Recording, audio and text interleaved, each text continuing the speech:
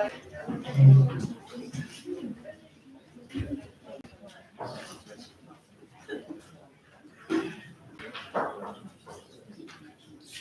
evening and welcome to the regular meeting of the council of the city of Long Beach on Tuesday, December 4th, 2018 at 7 p.m. With a roll call, Councilmember Bendo. Present. Councilmember Mandel. Here. Councilmember Moore. Here. Vice President Diamond. Here. President Urama. Here. Let the record indicate the presence of Corporation Counsel Robert Agostisi and let us salute to the flag. Rob, would you lead us?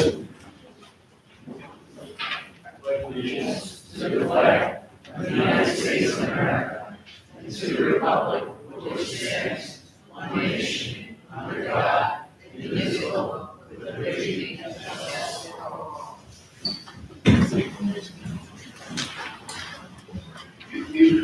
All right. In the interest of time, I'm going to do the city manager's update, but very briefly. First, I would just like to let everyone know that David Frazier, our clerk, will be collecting toys for Toys R Tots.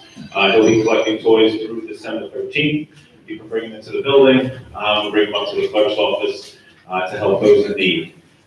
This week we had our grand menorah lighting, we had our Christmas tree lighting. I see a lot of faces here that were there. Both events were great and attended widely, and it's just a couple of events that, shines a great light on the city of Long Beach. And then one other item, I'll just announce, the Electric Light Parade is going to be Saturday, a great event, in cooperation with the Chamber and other folks. It'll be 6:30 on Saturday, and the parade this year is going to be led by the New York State Volleyball Championship team from the high school. So that's very exciting. Before we begin, there's a lot of folks here wearing red. We're all concerned with our health care and our health services here on our barrier island. So I'm just going to read a statement. Before we begin, we'd like to address the recent reports at South Nassau Community's Hospital revising plans for the former Long Beach Medical Center site. Since the closure of the Long Beach Medical Center after Superstorm Sandy, the City Council has done everything in our power to obtain the medical services we feel we so desperately need. We've actively advocated to the State Department of Health and South Nassau. We've met with our neighbors on numerous occasions to hear their collective concerns, many of which are here this evening. And of course, most recently, last week, we did meet. The city's voice has and will continue to be directly and loudly in the conversation regarding medical services on the barrier island, and we are doing everything in our power. We also must be clear. The New York State Health Department is the regulatory board that decides the status of the healthcare facility. As such, we look forward to working with our local elected officials on the state level, both Assemblywoman Miller and Senator Kaminsky, and ensure Long Beach has the services it needs. And of course, it's not just Long Beach, it's the entire barrier island. As South Nassau Hospital is pivotal to providing the health and well-being of the community, we've requested that they hold community forums to address residents' concerns and questions, and they have agreed to do so. We understand South Nassau will be announcing the first public information session in the coming days. I believe it's scheduled for next week. And we look forward to that meeting to learn their new plans and listen to residents' thoughts and concerns. It's our understanding that they called their first meeting is going to be in the day, but they are going to, of course, have evening meetings, as we all know. Most of us do, in fact, work during the day. So we will continue to advocate with everybody here for the best services that we can get and deserve on our barrier island. So with that, Mr. Frazier. First item this evening is a resolution declaring the city of Long Beach lead agency for the critical infrastructure flood protection project, declaring said project to constitute an unlisted action and adopting a negative declaration. President Morello, Bill Wright, I'm going to address the first two items simultaneously so we can say over the critical infrastructure project, and then City Clerk will call it the same order as we get the plan. Please. So just a few short hours ago, Tim actually completed my 12th, started that right, my 12th year of city employment. I have to tell you, in all that time, I consider this to be the most important, single most important project in which I've taken part. To understand why, you have to be here to sort of experience and bear witness to the almost post-apocalyptic scene that descended upon the city after Sandy. And although there were many factors which contributed to that, there was nothing more so than the lack of people that were here after the storm. That in turn stemmed from the fact that we were not able to provide basic services which give rise to modern civilization. And what do I mean by that? I'm talking first and foremost about the wastewater treatment plant. As Sandy reminded everyone, without the ability to dispose of waste, you can't have community living at all in any capacity. Second on that list is the water purification plant, because there's no extended living without potable drinking and bathing water. Next on the list, we have the electrical substation and the natural gas station, both of which are necessary for modern life. In addition to the LIR station, which is integrated into the careers and lives of so many people who live on Boundary Island. So this project, simply put, is the best chance we have to protect those installations and ensure the city's very habitability. And what I'm talking about is the continuity of life on the Boundary Island. So I can't think of anything that's more important than that. Just like the $42 million boardwalk and the $80 million Dune project, the city's been given an extraordinary boost and gift from the people of the United States of America. As was recently announced, we received 100% federal share from FEMA on this project to the tune of $20 million. Now, that's a gift to us that we cannot afford to look at them out. So to that end, what we're doing here today is introducing an introductory series of resolutions. By no means is this the end, it's just the beginning. But it's the first set of concrete actions you're seeing take place at the council level to advance this project. That's why it's so important. So without further ado, I'll get to the first resolution, which entails the environmental review of this project. The city retained the firm of, the environmental firm of Nelson, Pope, and Voorhees to conduct the environmental impact assessment and to take the appropriate steps that are required under the State Environmental Quality Review Act, they're known as SECRA. As anyone who has experience with SECRA knows, it is one of the most labyrinth-like statutes out there that you will ever find. So Nelson Pope came back and made several determinations. The first of which was to treat this actionable project as an unlisted action for purposes of SECRA. What does that mean? It simply means it's not a type 1 or a type 2 action under SECRA. A type 1 action is one that's determined to have a significantly adverse environmental impact. A type 2 action is one that's been predetermined by the New York State Legislature to not have such an impact. An unlisted is simply one that doesn't fall into one of the two former categories. So after that determination, Nelson Pope completed what's known as the short EAF, which is an environmental assessment form, and is the minimum of what you have to do as a government once you declare that action unlisted. The purpose of that is to conduct the actual environmental assessment. That's what they did.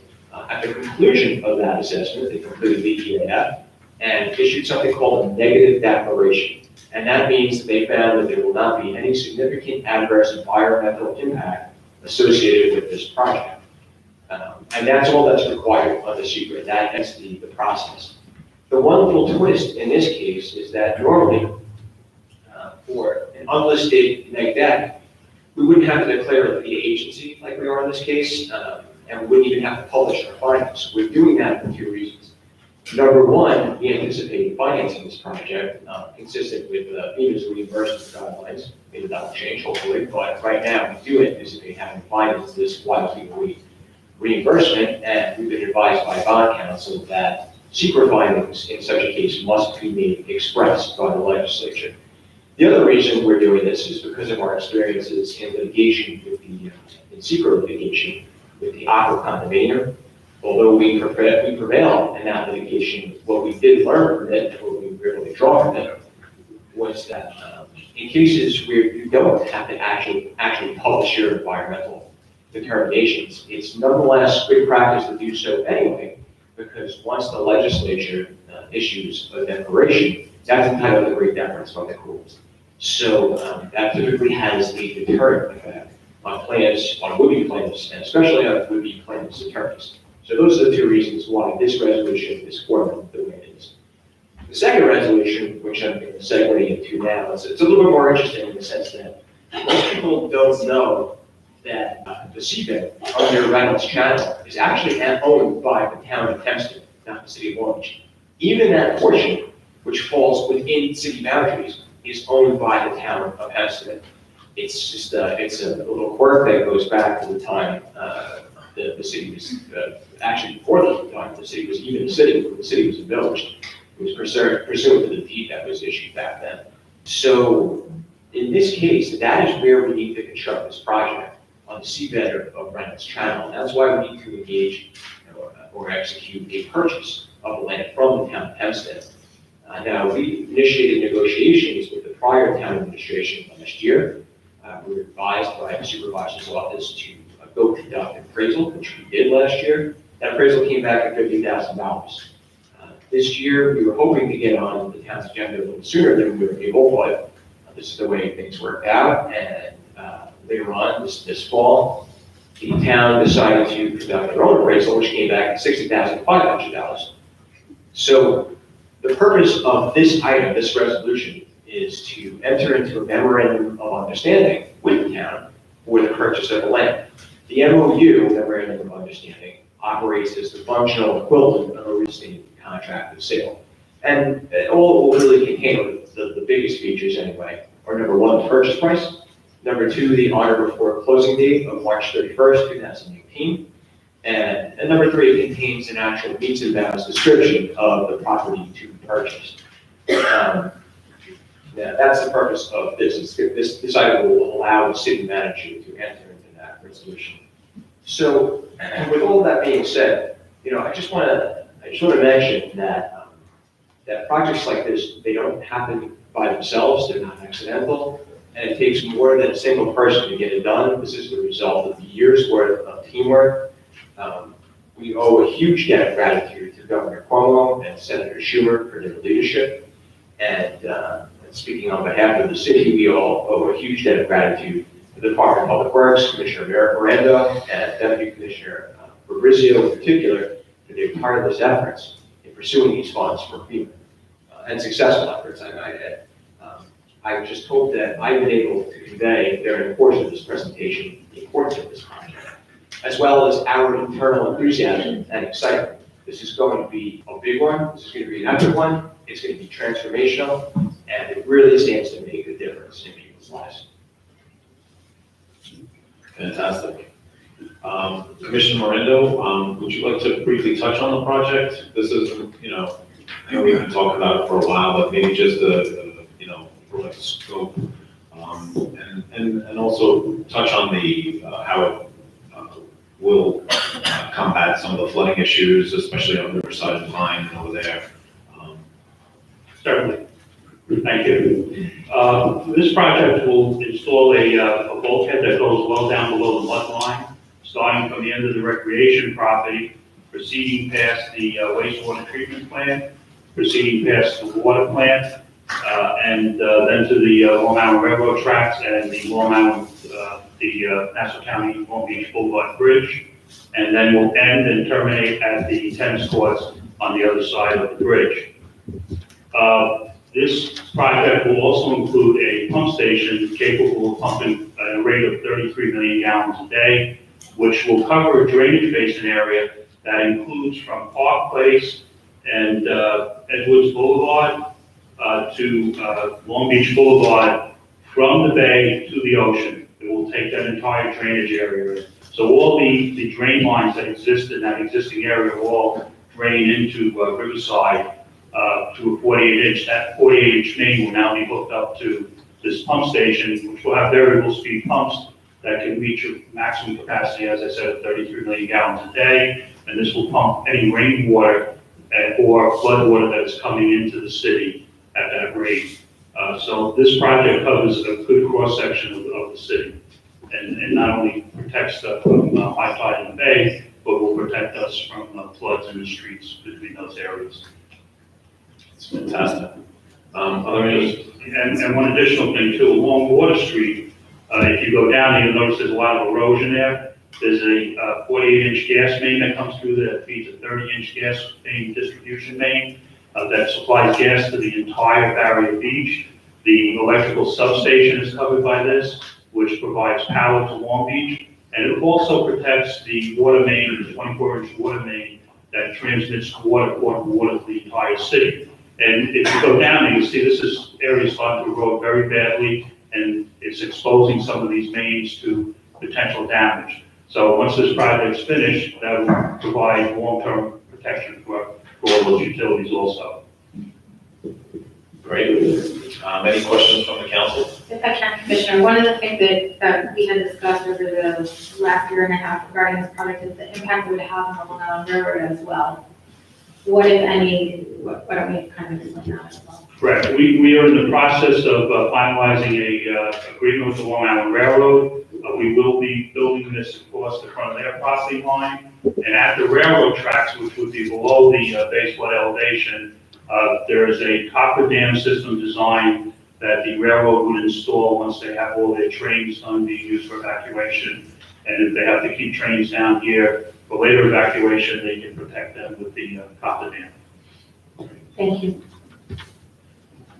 The land that the gas facilities and substation on the PSEG National Grid, do they own the land or do they rent that from the city? They own that land. Okay, so will there be anything that needs to happen with them for the bulkheading, since we're crossing their land? No negative, because the land, we do own the road behind that land. So we'll be working on the, actually on our boundary line, which is down Hempstead, up to where we purchased a piece of property from Hempstead. Okay, So it doesn't really affect their property. However, they are cooperating with us in terms of protecting their utilities during construction and, and upgrading their utilities at the same time, now that they will be protected from erosion also. Anything else from the council? Anyone from the public? So this side here is Will Savage.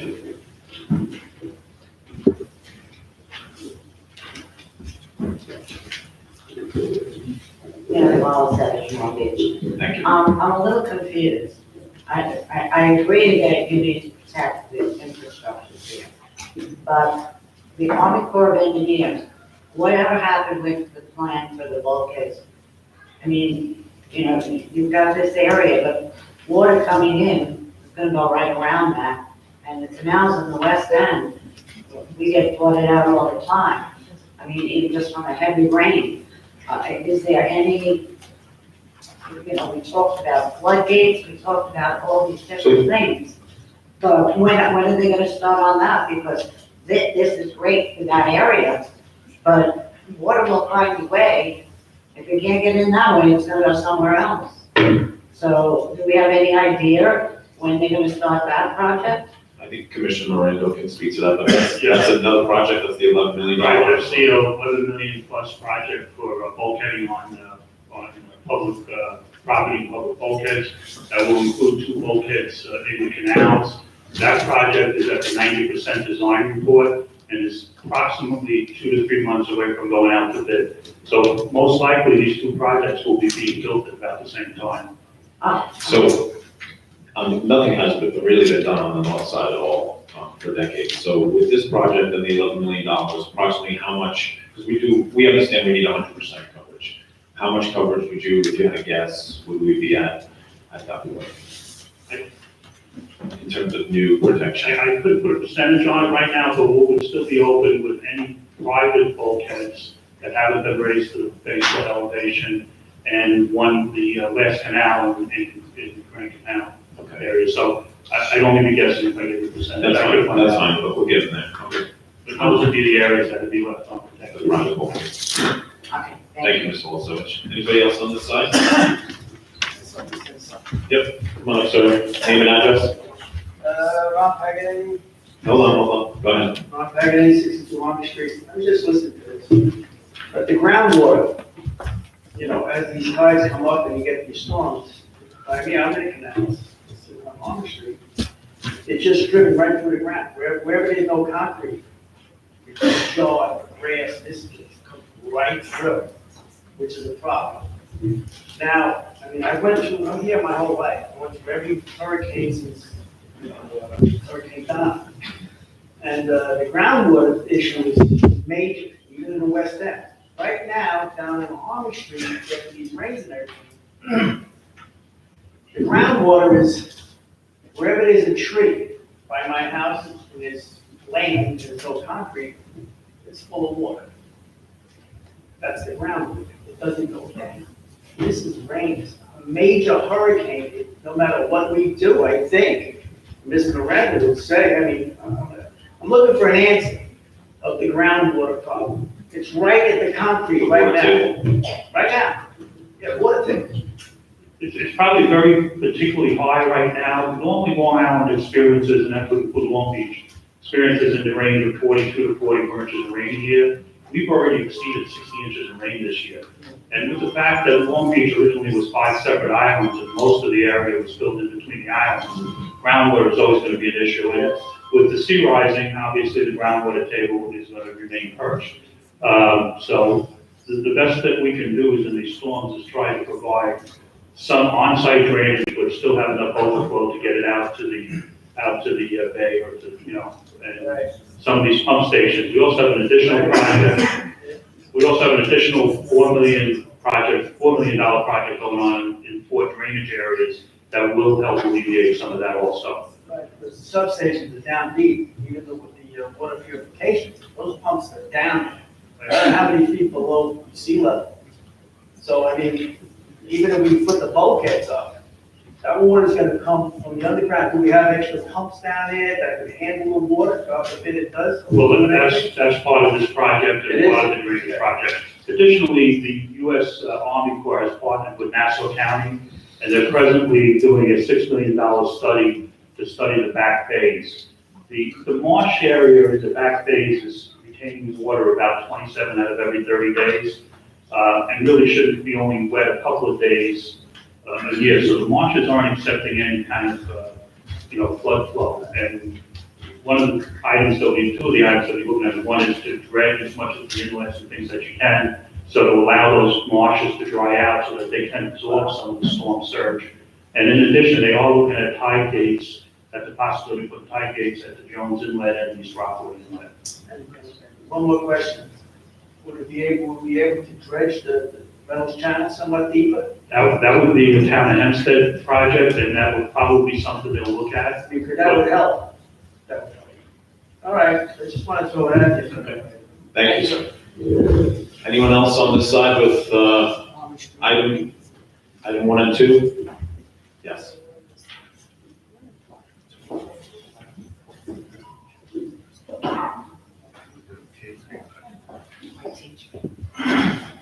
Good evening, Ms. Lane. Good evening, Name and address.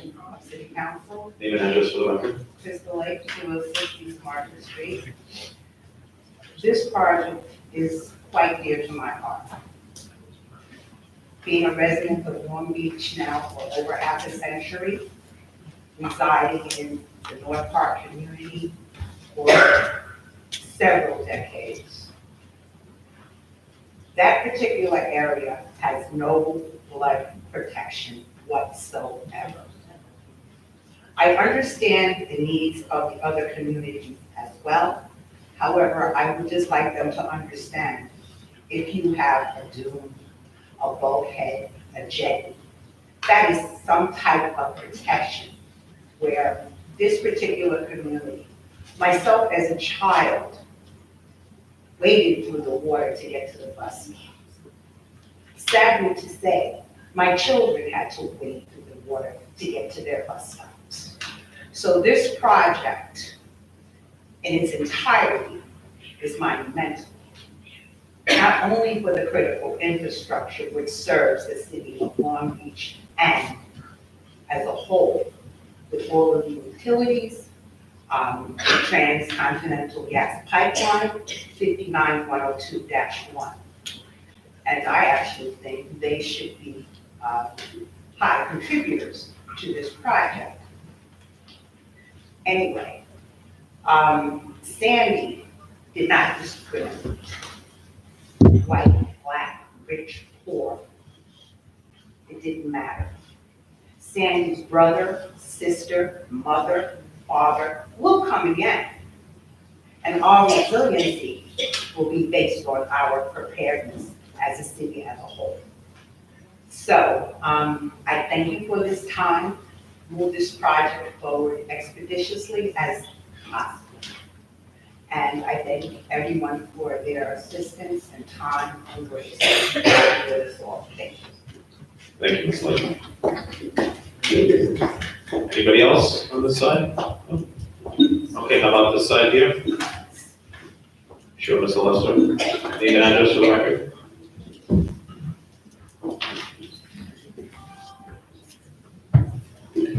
Roy Lester, Long Beach, New York.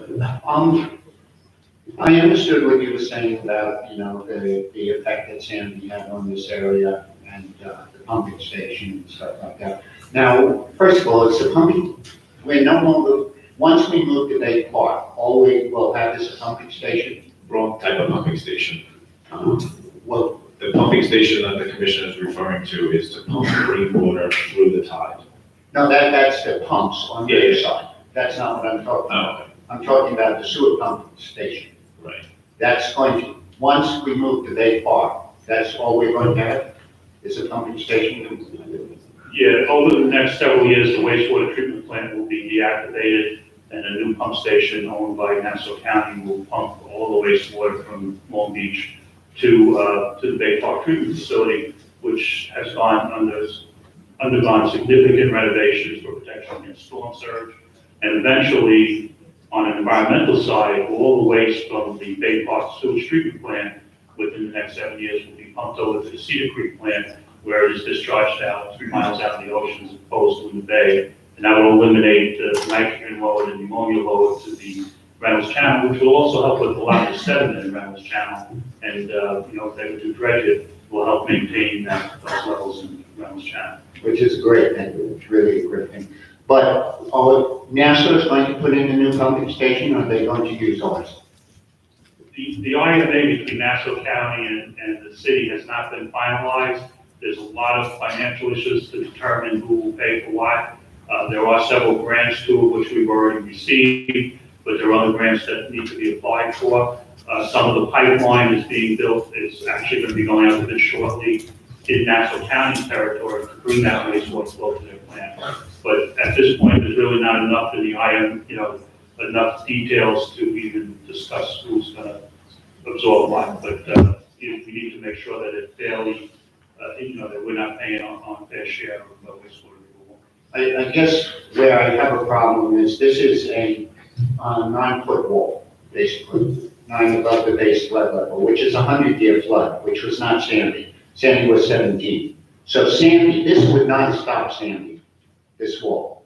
Not to mention the fact that it would come around the side, as Ms. Salvage brought up, but this wall will not stop Sandy, or Sandy's mother, or Sandy's sister, and stuff like that. Now, I understand this is probably all that they're going to finance, but it's 100-year. And like the people are here because of the hospital has to build to the 500-year. Is there any way we can get it higher so that it actually is protective of the Sandy? I think it would probably be cost prohibitive. I think this is what either, has proved for us. And the pipes that are going to the Riverside pump out, is that going to be above the 9-foot level? No, that's going to that will pump directly out into Reynolds Channel. About what level? I'd have to look at the plans, but it'll be below the top of the bulkhead. So if the tide is at the top of the bulkhead, will it still be able to pump out? Absolutely. Oh, good. And the plant also has a generator that's above the outfit. And is that generator raised? That generator is above the 500-year flood point. Great. And if we could put the pumping station, or NASA can put it above the 500, then we'll get some sort of protection. Well, just so you know too, we also have several hazard mitigation projects going on with FEMA. And those hazard mitigation projects will be protecting specific buildings in the water plant and the wastewater plant to the 500-year flood. So in terms of the critical infrastructure, they will all be protected. The pumps that are being placed in the pump station at Riverside or at Water Street for that area, those pumps are all submersibles and will run, submerged underwater, so. Okay, and when we do this, the bulkheading around the trains, are we going to have to stop the trains for a while? Well, the agreement with the railroad will allow the railroad to make a decision as to when those blockades need to be put in. Because the railroad is going to want to be able to help evacuate people and use the trains to get people out of here. So it's going to be a decision that will be made between the railroad and between the city as to when those copper dams are closed. So it'll, depend on the emergency and the extent of the emergency and what the evacuation is. Yeah, what I'm asking though is when that bulkhead is put in around the railroad, are we going to have to disrupt the railroad, or can they be put in while the railroad No. is still running? It will not disrupt the railroad. There will be no shutdown to the railroad while the project is going on. Okay, and last, the archaeological area, what is that? New York State declared as an archaeological area? I'm not aware of this. Okay, it's right in here. It says New York State declared as an archaeological area. But you don't know. No, if you don't, you don't. That's all right. All right, okay, thank you. Thank you. Anyone else with some comments about item 1 and item 2, sort of combined? Critical infrastructure, all right. Seeing no hands, I guess we'll move on officially to number 2, is that? Yeah, item number 2 is a resolution authorizing the city manager to enter into a memorandum of understanding with the town of Hempstead regarding the purchase of land required to complete the critical infrastructure flood protection project. Motion on the same. And I have an amendment, right after now, therefore be it. I'm gonna read this resolved paragraph. Resolved by the city council of the city of Long Beach, New York, that the city manager be and he hereby is authorized to enter into a memorandum of understanding with the town of Hempstead regarding the purchase of land required to complete the critical infrastructure flood protection project. And be it further, and then the rest of the resolved paragraphs would continue unchanged. Do I have a second for this motion? I'll second it. Morning, Councilmember Bennett. Yes. Councilmember Mandel. Yes. Councilmember Moore. Yes. Vice President Dunn. Yes. President Romano. Yes. Any questions or comments on item 2? I just really went over that, but if there's anyone else? Nope, seeing no hands. Item 3 is a resolution authorizing the city manager to enter into a contract for the rehabilitation of a failing sanitary sewer line on Riverside Boulevard between East Pine and East Fulton Streets. Commissioner Orlando, can you give us some background? Yes, we started drawing a lot of sand on the sewer main, finished sewer main on the Riverside Boulevard between East Pine and East Fulton Street, requiring daily maintenance to keep the water flowing, keep wastewater flowing.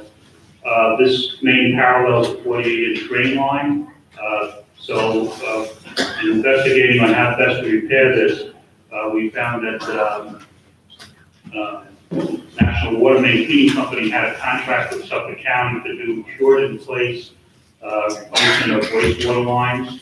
We contacted them, we got a copy of the contract from Suffolk County, we went through the prices. And basically what cured in place does is opposed to do an open cut next to a 48-inch drain line, they will come in and clear the line of sand, keep the line, make sure there's no other severe structural failures in the line. And then they will line with a polyurethane liner that has both 2 different types of fiberglass resins in it. What they do is they run the polyethylene liner in backwards from a truck with water pressure, and it turns it inside out and puts the fiberglass against the existing pipe. Once that's in place, they boil the water, which cures the 2 compounds, and we get a new hardened pipe inside the existing pipe. Because it's under pressure, anywhere where there's a sewer lateral connection or house connection, there's an indent. After they pump the water out, they send the camera in, and the camera goes in, finds where the indent is, and the machine cuts that piece of the plastic out, or that piece of the fiberglass pipe out. So just to give an example, we couldn't do this with the 10-inch, with the 30-inch main, 35 feet of 30-inch main that we had to just replace on Park because it had already failed. Was a little over $300,000. We're going to replace 300 feet here of 10-inch for a price of $39,000, plus we're allowing a $4,000 contingency in case you do find a structural defect that may need to be repaired. So we're hoping, this is a process that's been around for a while. It doesn't always work, but in cases where we can use it, it can save the city a significant amount of funds. All right. Any questions from the council?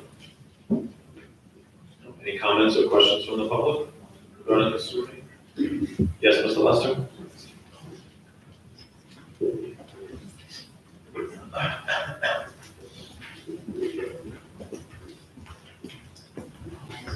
Being that this, Roy Lester, Long Beach. Being that this is the second sewer failure within a couple of months, and being that you said that they're using cameras to inspect it, are we inspecting our entire sewer department, or is that just too cost prohibitive? I mean, sewer lines? We don't have the equipment to inspect by camera, but we do track the number of stoppages that we do have in certain lines. And we categorize what type of complaints they are. Sometimes in the business areas, the stoppages are a result of grease. A lot of times the stoppages result of sand buildup, and that's generally when we know we have a structural issue in the sewer main because we're taking sand in from the surrounding area, or we'll get a settlement in. We really need to take a closer look at all our sewer lines in the city, particularly the large trunk mains, and develop a more up-to-date replacement program. The sewer system is quite old. A lot of it is concrete pipe, so we get a lot of crown corrosion. Also, a lot of it's clay pipe, which means there's joints every 4 feet. We get a lot of intrusion. So wherever we can do, replace old sewer mains, we do on our big road projects. But it's definitely a concern. But we have a pretty good handle on what the problem areas are. Yeah, but right now what we're doing is we're waiting until something goes wrong, then we're fixing it.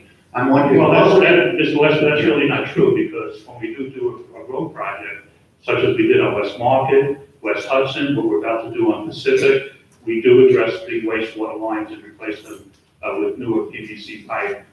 So it's not that we're not sitting around doing anything, but as long as the sewer lines are growing, Well, that's what it sounded like, so I'm just trying to, I just want to be, everybody be clear, we are proactive on replacing sewer lines. Well, also, if I may, Mr. Lester, one of you just said that this had failed as well. The item itself specifically says that this sewer main has not failed. You said, when you first came up, you said that it had. The commissioner specifically said that the distinction between this repair and the repair that's described as the entire, let me just finish, please. No, he said that that had already collapsed, and this one has not yet. So we're able to do this type, which is less, doesn't have as much of an impact, it doesn't close as much street. The reason it's being repaired is because something's But you wrong. said, sir, you just said specifically that it has failed and it has collapsed just like the last one. Why don't we make sure that the record is accurate for everybody to understand? Okay, something went wrong with the pipe. What I'm saying is rather than waiting until something goes wrong, is there a way we can check our pipes? That's all I'm asking. Is there a way we can check our pipes? Now, I know that we do replace the pipes when we replace the streets, but we don't replace that many streets. We have a lot of piping under there. Is there a way? If there's not a way, then there's not a way. But if there's a way to send cameras through it, it just seems to be a more proactive way of addressing this issue. Is that possible? Absolutely. We could do a sewer systems evaluation study where they would do infiltration studies, they would do TVing of problem areas. You're probably talking $500,000 plus to do that study. It's quite time consuming because you have to have clean pipes when you go with cameras so you can see what you're looking at. So, it's not a capability that we have in-house. We have in-house capability to clean the pipes, we don't have in-house capability to TV the pipes. So, that's. It's an expensive process. It's an expensive process. Okay, but is it less expensive? I mean, how much did Park Avenue cost us? Well, Park Avenue was little over 300,000, and that's why looking at some of this insured place type of replacement that we're doing here can save us a significant amount of money. So when we do have a sewer main that is causing a lot of problems, we can go to a contract and actually do this. This contract will expire at the end of the year for Suffolk County. We will probably, in my office, put together a requirements contract to do similar type work in the city. Okay, thank you. Anybody else have any questions? Yes, sir, come on up.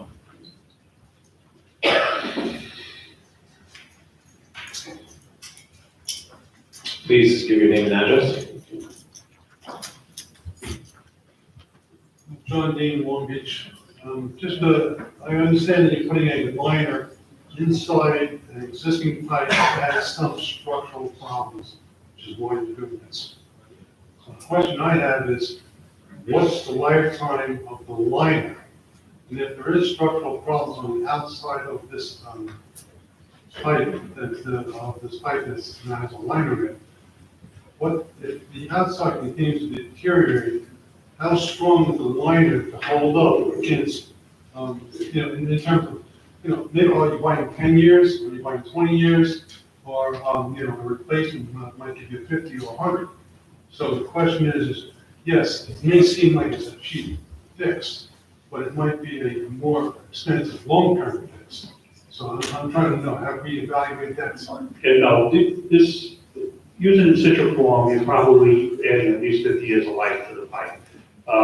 The village of Freeport did about 24 miles of this over 35 years ago, and they haven't had to replace any of it. When you design the pipe, when you design the insert of the liner that's going to go in, you design it to a structural integrity that can handle the earth forces around it if there was no pipe there, which means you're making a little bit smaller pipe than the existing pipe. However, because it's polyethylene, it has much better flow characteristics and than the cement pipe does or the clay pipe does. So you have a different kind of friction loss, so the water flows better, so you can allow it to be smaller. The one thing that happens is once you put this liner in too, the deterioration from the pipes has to do with the sewage running through it and creating sulfuric acid on the crown. Once you do this, it stops any erosion of the existing pipe also. Well, that may be true, but we all know that as a result of sanding, that there's the sand moves, the earth moves, there's cracks from the outside going in, which is why the sand goes in. It's not only cracking from the inside out, because a lot of times with sewer pipes, the stuff that's in there basically coats the inside. So the rotting can be from the outside going in. And so you are going to have this pressure from the outside on this new pipe, and nobody talked about. And again, that's why we designed the strength to be as if it was a standalone pipe when we designed the fixes. I'm just saying that wasn't discussed that way. I mean, I'm familiar with. I could spend hours explaining how it's done, Okay. but I'm trying to answer the specific questions that have been brought up to me. All right, okay, all right. I just want to make sure that we're not spending $40,000. No, I'm very confident, based on the experience with the citric form around the country, that this will give us at least 50 years of life on that pipe. Okay, I think the rest of the people will be happy to hear that. Thank you. Thank you. Yes, Ms. Hession.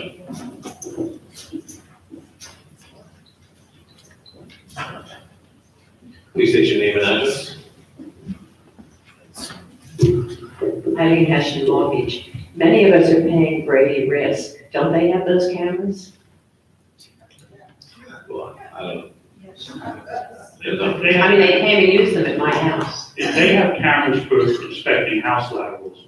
When you're inspecting sewer mains that are, taking everybody's, well, you have different size cameras, different size skids that have to be used, and you need a different clarity when you're trying to determine the structural integrity of a pipe and where there's leaking joints, where there's roots running and things of that nature. It's a little different type of setup. Most house laterals are all the same size, so they just have a specialty in doing that, but this takes much different type of equipment. I thought that might be the case, that this was just for houses, the pipes leading to the street, but wouldn't that be of any help if they did that? Therefore, Well, it could be a help in terms of when we do replace a insured in place pipe like that, you know, in the event that when we cut out the openings for the laterals, you know, it's possibly in this one, it'll help us find out what this, you know, this laterals and things of that nature. So it could be a help from there, but generally, in my experience with Citriform, it's pretty clear where the lateral connections are. Thank you. Maybe they could start doing some of that, though. I mean, it was very helpful in my house and some other neighbors' houses, and if they did that part, maybe there would be less to pay for. Thank you. Thank you. Anybody else have a comment about the Citriform on the sanitary line? Item 3, no, seeing no hands. Next item. Item 4 is a resolution authorizing the city manager to enter into an agreement for design engineering services for the rehabilitation of the Long Beach Bus Garage and the commuter parking facility.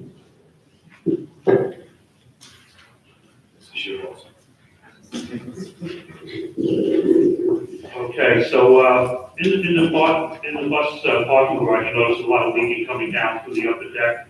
A lot of this is a result of some of the joints are starting to deteriorate that hold the slabs in place.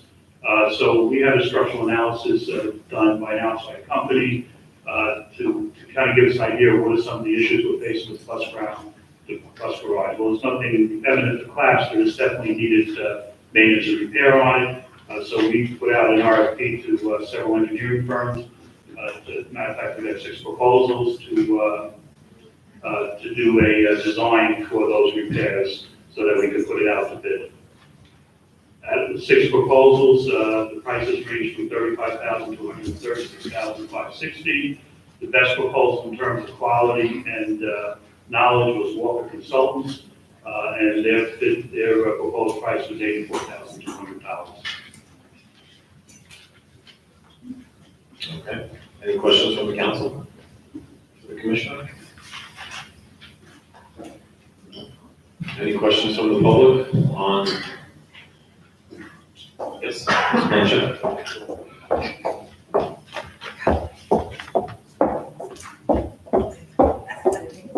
Name and address for the record. Allison Blanchard. What is the total amount? I think we ran out of those forms. What's the total amount? $84,000 for engineering and design services and inspection services. Okay, and what is the estimate for, that's just for the design? That's just for the design. The estimate for the repair, just the structural repairs, not including the repair to the fire standpipe system, was a little bit over $650,000. Okay, so right now we're just in the design phase? We're just in the design phase. Okay, the 650, that estimate, is that going to be coming from FTA funds? I believe 90% of it is yes. Okay, I was looking at the STIP, and I think this seems like it would be eligible for a 5339, but I see. Did you already fill out for funding on this? There is something. The funding was approved in the budget. It was approved in the budget, okay. So we would have the local match for that? It's approved? We will know better when we get the plans and the engineer's estimate of the construction cost. But we have the 84,000. Okay. And that's been budgeted for? Yes, it has. Okay. The 10% match for the entire 650 at the time was in the budget. Okay.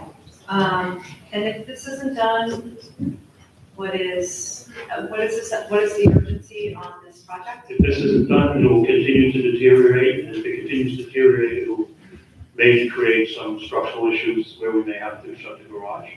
By garage, you mean the parking? The parking, yes. The other level? Yes. If you notice when you drive up there, I don't know if that You're talking to me. I don't know if that happens on your bicycle. Okay, that's fine.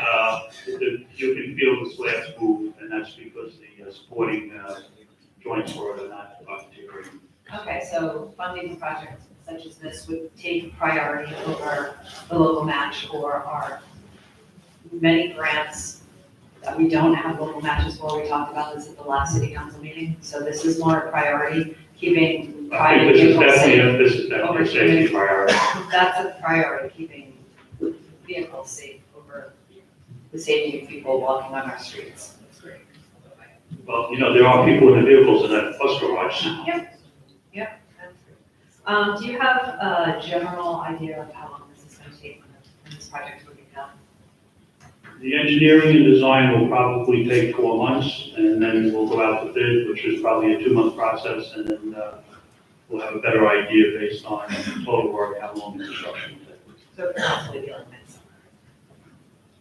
Possibly, okay. And do you have a backup plan for while the garage is being worked on, where people will be able to park? I understand we're going to be able to work on it by only shutting down small sections at a time. Okay. Can I just make a suggestion? I'm not sure if this is even possible, but we're going to Stop and Shop parking lot, doesn't the city own that parking lot? Do you own that parking lot? Where is he sitting? The city owns Stop and Shop lots. Oh, okay. So maybe when the garage is down, or, we need excess parking, because there's a large chunk of that lot that is included. I don't think it's leased out, but Okay. I'm sure it's in. Well, you could actually unbundle the parking and use it for that. You should make a note of that, write down unbundle parking. Thank you. Thank you. Anyone else with any comments? Yes, sir.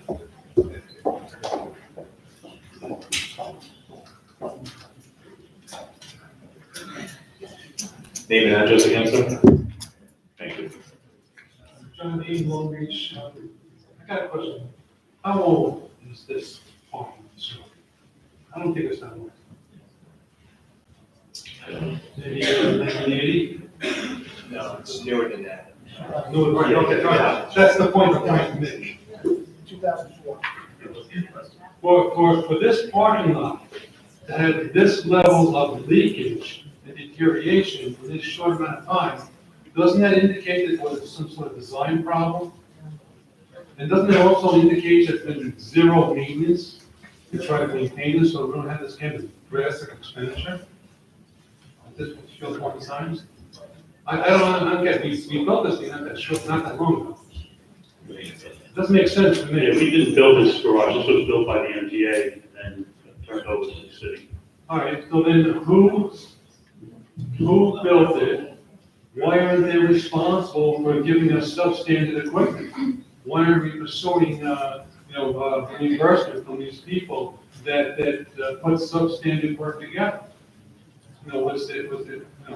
There's no way that a building and structure of that level that's designed to hold thousands of pounds with these cars up there should be falling apart at this level.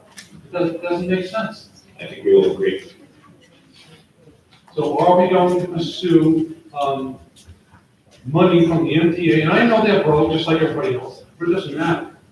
Because I'm giving money to them through, every time I buy gas, every time I go somewhere else, they're taking money from me. So I want some money back from them. I don't know, it would depend on whether there is something substandard, whether there is a design defect, or whether the issues are a result of normal wear and tear. And I'm an attorney, I don't know the answer to When this did we question. actually take over the garage? What the apartments? 2003 or 4? Was there an assessment made of this before we took it over? I'm not in a position to say I wasn't employed at that time. So in other words, we bought a used car that we didn't know was good, right down. I don't think that's what I said. I'm asking, if we made an assessment, we had to take assessed to make sure that we knew that we had a lifetime of utilization when we, whatever we spent to get this. I don't think any of us was here, so. Right. I'm not trying to indicate that specifically it's you. I I'm understand. talking in general about the city of Long Beach being the manager of assets that have to have a reasonable lifetime for the money that we're spending, and when we buy something that is substandard, why aren't we pursuing, reimbursement from the people that we purchased from? Or if that's not the case, then when it was purchased, we didn't do a good job. We didn't purchase it.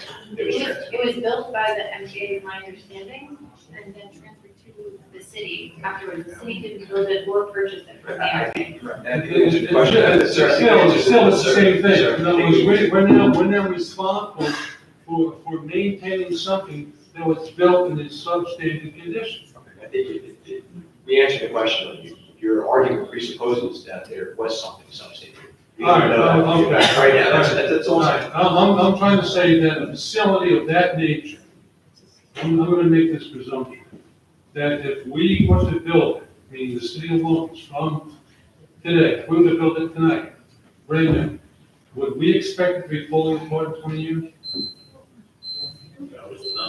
All right, okay. I completely understand. The point is that we have to do more homework, more preparation, more legwork up front in order not to have these unusual and unfortunately, these expenses now, and when we're strapped for money.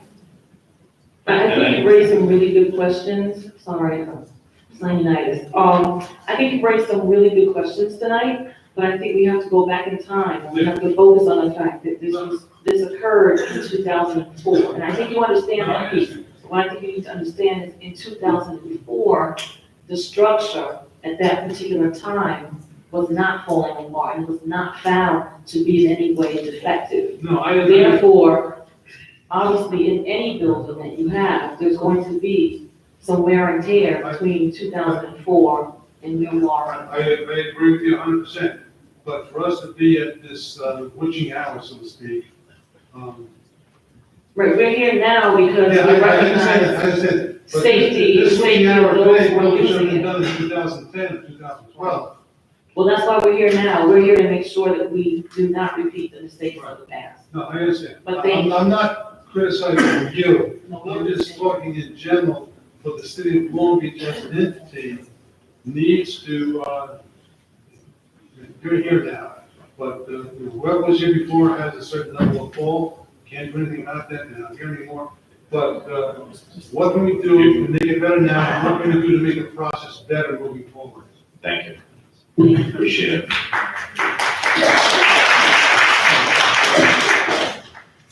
Anyone else? Yes, I see a hand back here.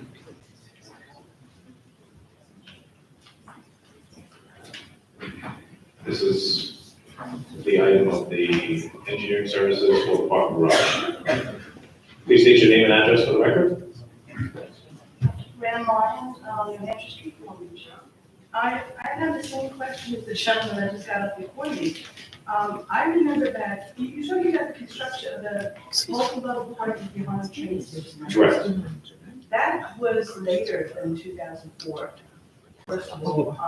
And when you mentioned it, and the condition of it now, that there are actually panels that are locking up your car as you're driving over it, the first thing that occurred to me was, that's new, that, for me, relatively new construction. I think, I live in a house that was built in 1920 originally.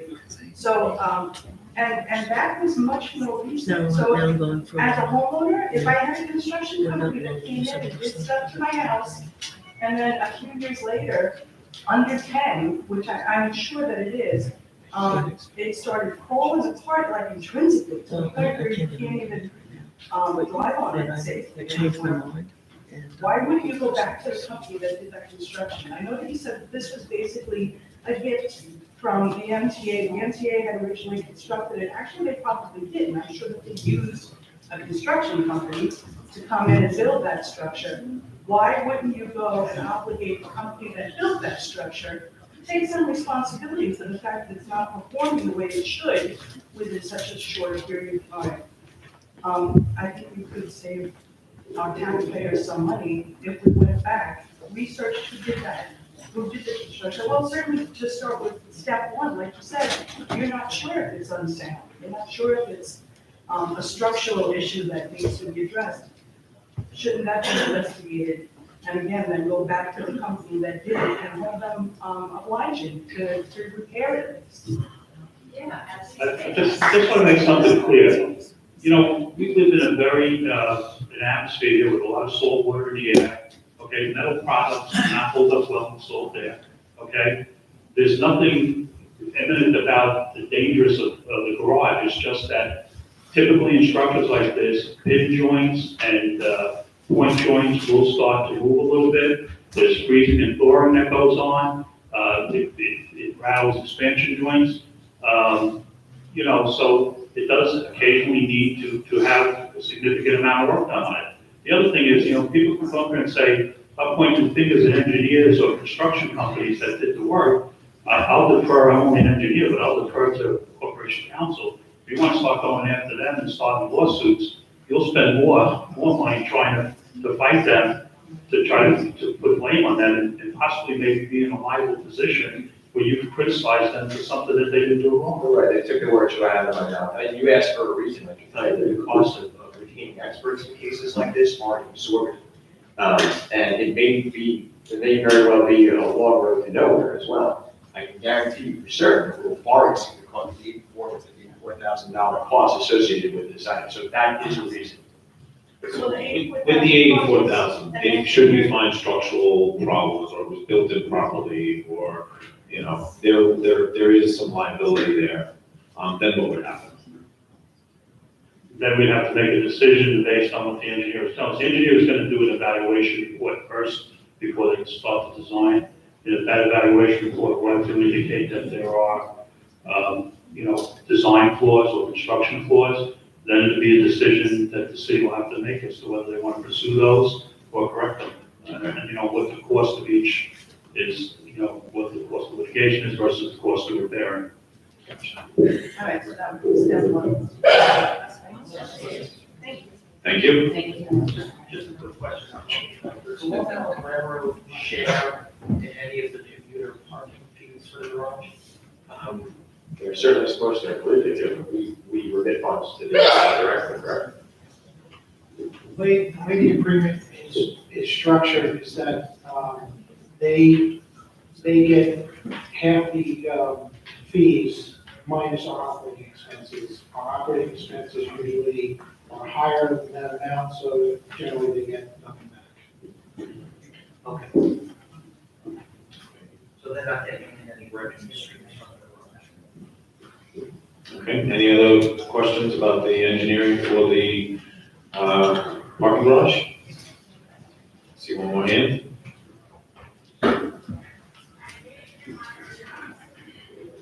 Please state your name and address for the record.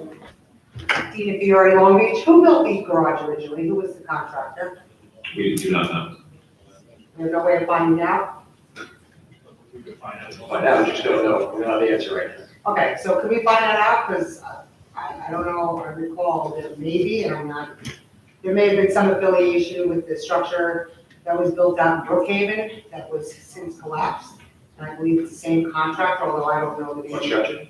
A parking structure that was built out in Brookhaven. And so my point is that if they had problems and their structure collapsed, and we had the same person that built this structure, maybe there's a little bit more to the lawsuit that we know. Just what I'm looking into. There's also issues with the garage built in Hicksville, that the town boards would make, so maybe we'll look into those companies. Anyone else? Okay, seeing no hands, next item. Item 5 is a resolution authorizing the city manager to enter an agreement for engineering services in conjunction with the installation of an enclosure over the open air treatment basins. Busy night. Yeah. Maybe some walking exercise. Okay, down at the treatment plant, the water that we draw up out of the Lloyd Aquifer is high in iron content.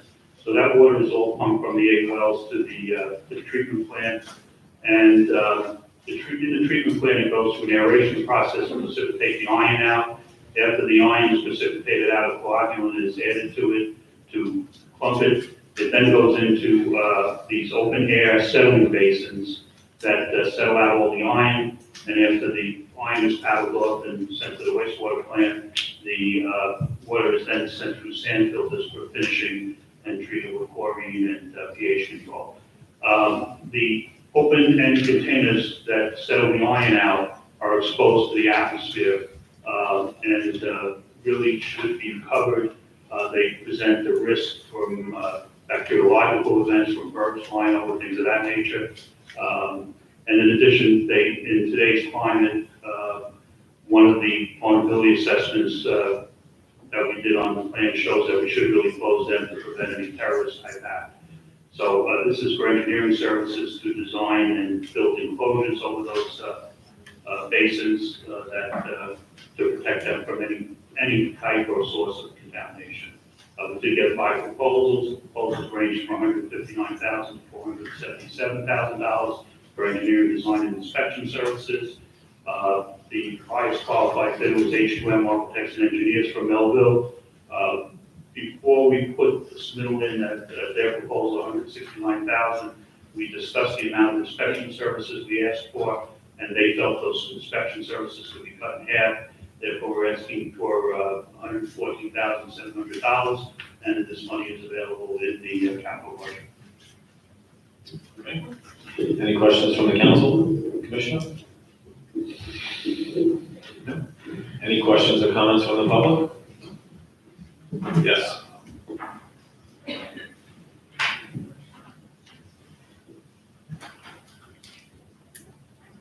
Please state your name and address for the record. John Filer, West Fulton Street. These covers, are they required by DEC?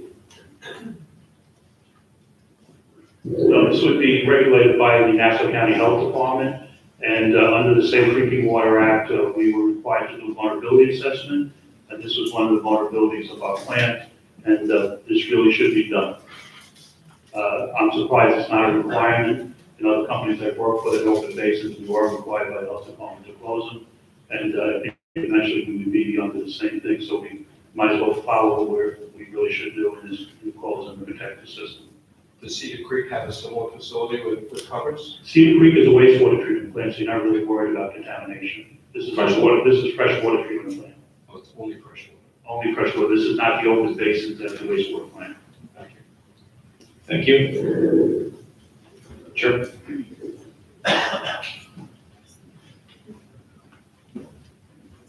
Name and address for the record, please. We're in Long Beach, New York. How long have these freshwater basins been open?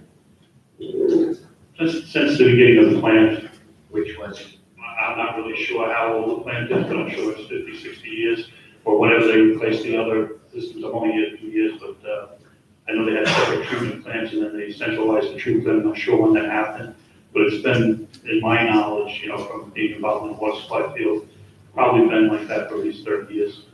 because I remember back in the 80s, I think it was, Glenn Spiritus, when he was the city manager, wanted to close them because he was worried about birds flying over and basically pooping in them. And now we're doing it, but that's the concern. One of the Well, that's concerns. not the only concern. There's No, but it's one of the concerns. One of the concerns, but the bigger concern would be some type of terrorist threat. Okay, so all these years we. Only get 2 years, so you only get so much time. Thank you. Thank you, Commissioner. Anybody else? Okay, seeing no hands, next item. Item 6 is a resolution authorizing publication for hearing on a local law amending the charter of the city of Long Beach regarding assessment, levy, collection of taxes. This item is for publication only, and hearing will be held on December 18th at 7 p.m. On to the voting. Item 1 is a resolution declaring the city of Long Beach lead agency for the critical infrastructure flood protection project, declaring said project to constitute an unlisted action and adopting a negative declaration. Just move the adoption of this item. I Second. I will. Voting, Councilmember Benda. Yes. Councilmember Mandel. Yes. Councilmember Moore. Yes. Vice President Simon. Yes. President O'Rourke. Yes, and I'd just like to thank Commissioner Morando and Corporation Council ISDC for all their hard work on moving this project forward. So yes. Item 2 is a resolution authorizing the city manager to enter into a memorandum of understanding with the town of Hempstead regarding the purchase of land required to complete the critical infrastructure flood protection project. Introduce and move the adoption of this item as amended. I will. Second. I will. Voting, Councilmember Benda. Yes. Councilmember Mandel. Yes. Councilmember Moore. Yes. Vice President Bennett. Sure. First, I just want to thank the commissioner, the deputy commissioner, as well as Corporation Council for working on this project. I know it's taken a number of years to get all of the pieces together. This project is incredibly important to the neighborhoods that are in that area, as well as all of the infrastructure, including utility lines, sewer, Long Island Railroad, as well as other water infrastructure. So I'm happy to see that the project is really moving along. So with that, I vote yes. Councilman Morano. Yes. Item 3 is a resolution authorizing the city manager to enter into a contract for rehabilitation of a failing sanitary sewer line on Riverside Boulevard between East Pine and East Fulton Street. Introduce and move the adoption of this item. Oh, Second. Adam. Voting, Councilmember Bendo. I just want to thank Commissioner Moreno for throwing down engineering member of Lane tonight. I've been influenced engineering in a long time. Yes. Councilmember Bendo. Yes. Councilmember Moore. Yes. Vice President Bendo. Yes. President Morano. Yes. Item 4 is a resolution authorizing the city manager to enter into an agreement for design engineering services for the rehabilitation of the Long Beach Bus Garage and the commuter parking facility. Introduce and move the adoption of this item. I will. Second. Adam. Voting, Councilmember Bendo. Yes. Councilmember Mandel. Yes. Councilmember Moore. Yes. Vice President Bendo. Yes. President Morano. Yes. Item 5 is a resolution authorizing the city manager to enter into an agreement for, engineering services in conjunction with the installation of an enclosure over the open air treatment basins. Introduce and move the adoption of this item. Well, Second. Voting, Councilmember Bendo. yes. Councilmember Mandel. Yes. Councilmember Moore. Yes. Vice President Bendo. Yes. President Morano. Yes. Finally, item 6 is a resolution authorizing publication for hearing of a local law amending the charter of the city of Long Beach regarding assessment, levy, collection of taxes. Introduce and move the adoption of this item. I will. Second. Voting, Councilmember Bendo. Yes. Councilmember Mandel. Yes. Councilmember Moore. Yes. Vice President Bendo. Yes. President Morano. Yes. City manager's monthly personnel report has been filed by the city clerk. We'll make a motion to close the meeting. Adam. Second. Adam. Voting, Councilmember Bendo. Yes. Councilmember Mandel. Yes. Councilmember Moore. Before I leave my vote, I just want to acknowledge you, Commissioner Miranda. I just want to say that for the past 2 years that I've been working with you, you've worked tirelessly to help all of the members of the city council and all of the community to really advance our efforts. And you're just worthy again of us saying things and worthy of our appreciation. With that, I hope it is. Vice President Bendo. Yes. President Morano. Yes. Okay, we're going to enter our good and welfare portion of the evening. As we know, a lot of folks are here tonight to express concerns over our healthcare here on the island, and you're very, and we very much appreciate you being here. As we know, there's not too many forums where we get to, give our thoughts, and we're more than happy to host such an event as Good and Welfare where folks can give their 3 minutes of thoughts. We're lucky this evening, we do have, I see all our state representatives here, Senator Kaminsky, Senatorwoman Miller, and we do have Legislator Ford here as well. So again, I thank you for being here. We're going to try and just listen because I know there's a lot of folks that want to have their 3 minutes. So we'll move along as quickly as we can. Okay? With that, we'll start with Mr. Frank McQuaid.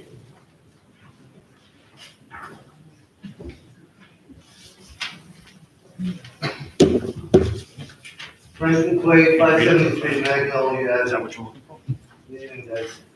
People of Long Beach have been disappointed, if not deceived, by the devolving plans concerning medical facilities on the campus of the former Long Beach Hospital.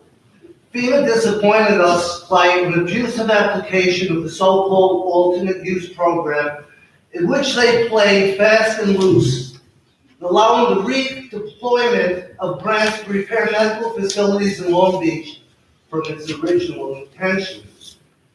FEMA's alternate use policy is a scandalous piece of legislation and a political sleight of hand that turns dedicated money for good use into a slush fund, rewarding the powerful over the less powerful, a proverbial shell game to fund the benighted connected rather than the rest of us, will one day be exposed as a national scandal. There was initial fanfare on the heels of Sandy from our U.S. senators. They took their vows, but then disappeared for further advocacy. Our Congresswoman was invisible. And even our state and county legislators were alternatingly contrary, indecisive, and unsuccessful. The greatest disappointer and deceiver has been South Nassau Communities Hospitals itself. They scooped up the campus for a song and retreated from the original intent of the FEMA funds twice. They've stopped serious access and dialogue with the community. These Hassas look at us like we're schnorrers. But you guys have the ability to avoid being on the list of disappointers and deceptors, to stand out, to stand up, be champions of our needs by a vigorous advocacy against the shifting plans for the Long Beach medical facilities. You all can make a wise use of zoning laws to prevent that campus from being a free-for-all for residential development, a swamp of underutilization for the public good. What could be a fertile field is heading towards being just tokens short of our needs. And maybe of all the disappointers, all of us, maybe we did not work hard enough or smart enough to prevent our medical assets from deteriorating and now disappearing. We can all take the blame and we can all take the credit if we get the medical facilities we need. You, the city council, this is a battle you just can't sit out. Thank you. Thank you. Mr. Frank Volpe.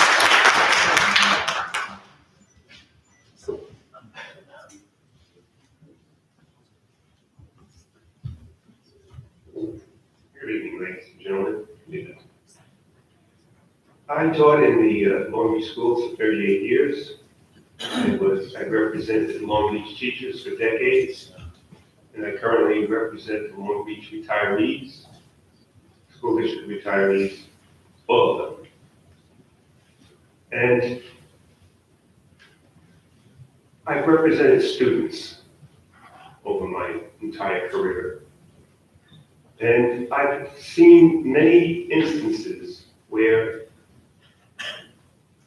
students and staff of the Long Beach schools have been saved by the Long Beach Medical Center, or minimally had their lives, their quality of life kept where it should be or enhanced by the Long Beach Medical Center. If it was not there, it would have some severe impact on our school population.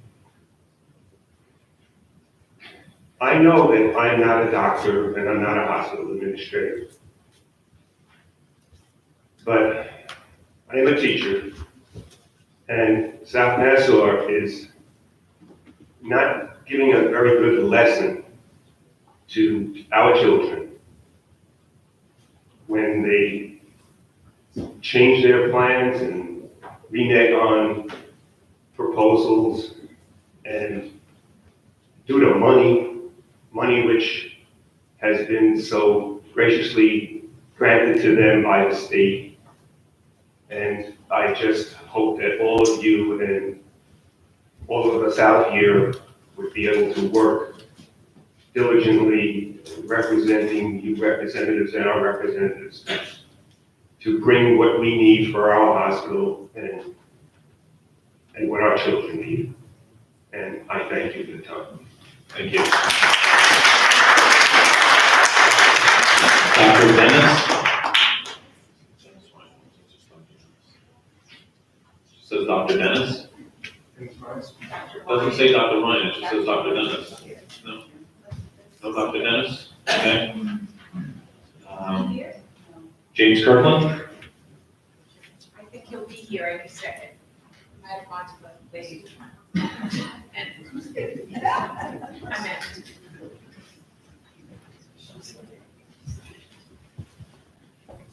Good evening. James Kirkland, Long Beach.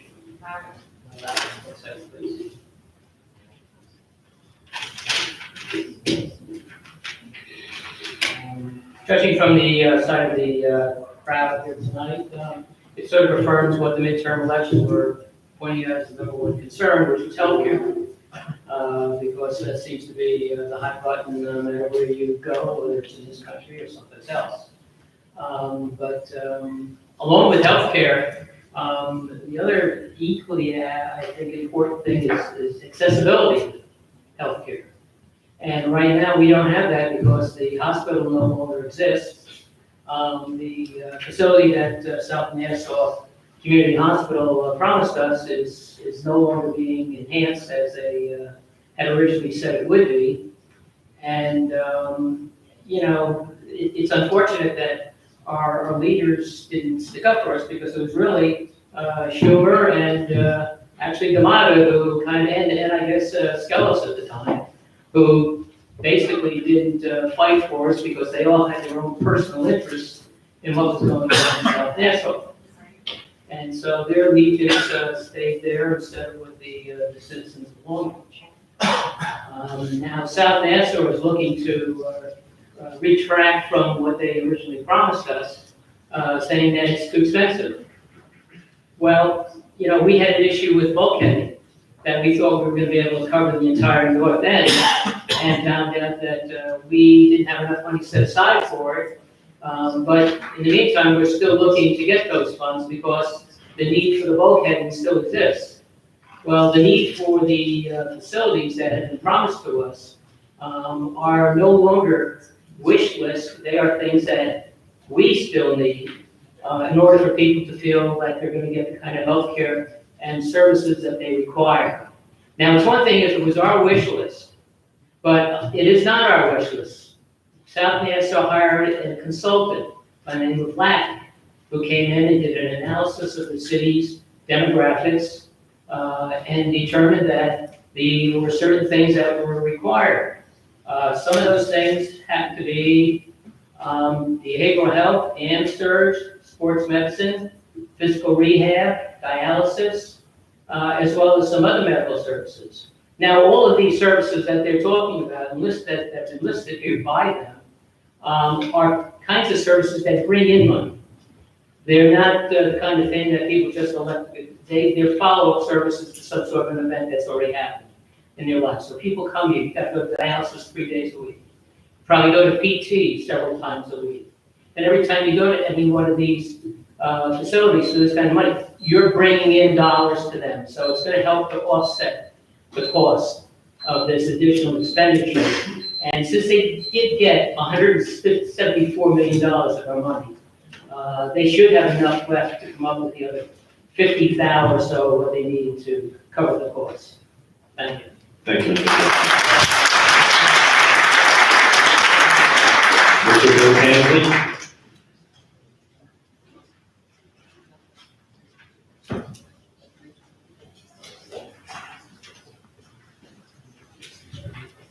Good evening. Bill Stanzi, West End of Long Beach. Ladies and gentlemen, in October of 2012, Superstorm Sandy took away Long Beach Hospital, and with it a significant percentage of the medical professionals on this island. Also gone the lion's share of life-saving medical equipment, leaving your population of the Barrier Island with limited access to both medical professionals and life-saving equipment. Now, Long Beach is less than 2 square miles in area. However, on average, residents might have to travel up to an hour to avail themselves of normal, lasting medical resources, including specialists, lab services, and imaging. In 2015, South Nassau Community Hospital held a town hall meeting to set their new idea for Long Beach. At those meetings, they acknowledged that the Barrier Island required better access to a variety of medical resources, including internal medicine, specialties, imaging, and possibly dialysis. A proposed 25,000 square foot medical pavilion to be built 23 feet above sea level for meeting the 500-year flood plan was proposed. Such a state-of-the-art facility was said to be needed so that we can attract highly competent practitioners and encourage residents to seek medical care right here at home. Now, what significant event has transpired to change this plan? Because currently, it is proposed that we do without a medical pavilion, and that is down from 15,000 square foot proposal. Now, I understand it's expensive to build to safety codes, but when these people, South Nassau, had the opportunity to get an additional $20 million in state funds, 23 feet was nothing. We can go do it anytime. Well, FEMA twice approved plans by the South Nassau Community Hospital to build and spend funds allocated for a Long Beach medical facility. In each instance, it was a medical pavilion and an emergency department that were approved, not a permanent ED on wheels. Long Beach needs both a medical pavilion and an emergency department. Federal funds were approved for this purpose. The South Nassau Community Hospitals is in breach of contract with the federal government if it doesn't comply. And something smaller, somewhere else, just won't do. So what we ask is if South Nassau decides to sell its valuable real estate, that the city reassess the property upwards, insist that any new construction meet the 500-year flood plan, and limit building height to 6 stories. In addition, make sure that they provide 1.8 parking spaces per unit when they build there. And declare that this had its intention publicly, and do so before the South Nassau Mount Sinai hold their first town hall meeting. Thank you. Thank you. Mr. Slobody.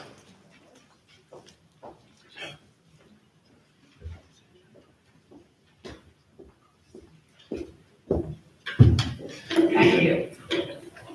Thank you for giving me this opportunity to speak during good and welfare. Most appropriate, as the good and welfare of the city also depends on the health and safety of its residents. As our city fathers and mothers, it's your responsibility to act in the best interests. If you feel you need help with this, you can call on your city manager. And to that I say, this catastrophe that we face now has come at a particularly serendipitous moment. The reason for that is our present city manager is also our police commissioner. His very job description makes him the best person to deal with our health and safety. Having the authority, he can enlist the services of our fire commissioner, our fire department, our EMTs, our ambulance drivers, our volunteer firemen, to tell him what we need and why we need it, and how to take on anyone who wishes to provide less, especially the fact that South Nassau is getting an additional over $100 million from Mount Sinai. With the power given to you, the City Council, you must also call on all the other elected officials that represent this Long Beach barrier island. The burden is not only yours. They have to put aside all politics, including monetary contributions to their campaigns. The senators, the congressmen, the assemblywomen, the legislators have to know you are either part of the problem or you are part of the solution. There can be no equivocation. It really is as simple as that. A couple of years ago, the issue of drilling for oil off the coast of Long Beach was brought up. All of the right-minded elected officials told Andrew Cuomo no. He listened, took the temperature of those that would be affected, and denied a private business from destroying our beaches and our ocean. Now we have a private, not-for-profit entity keeping us from having proper medical services and access. Excuse me.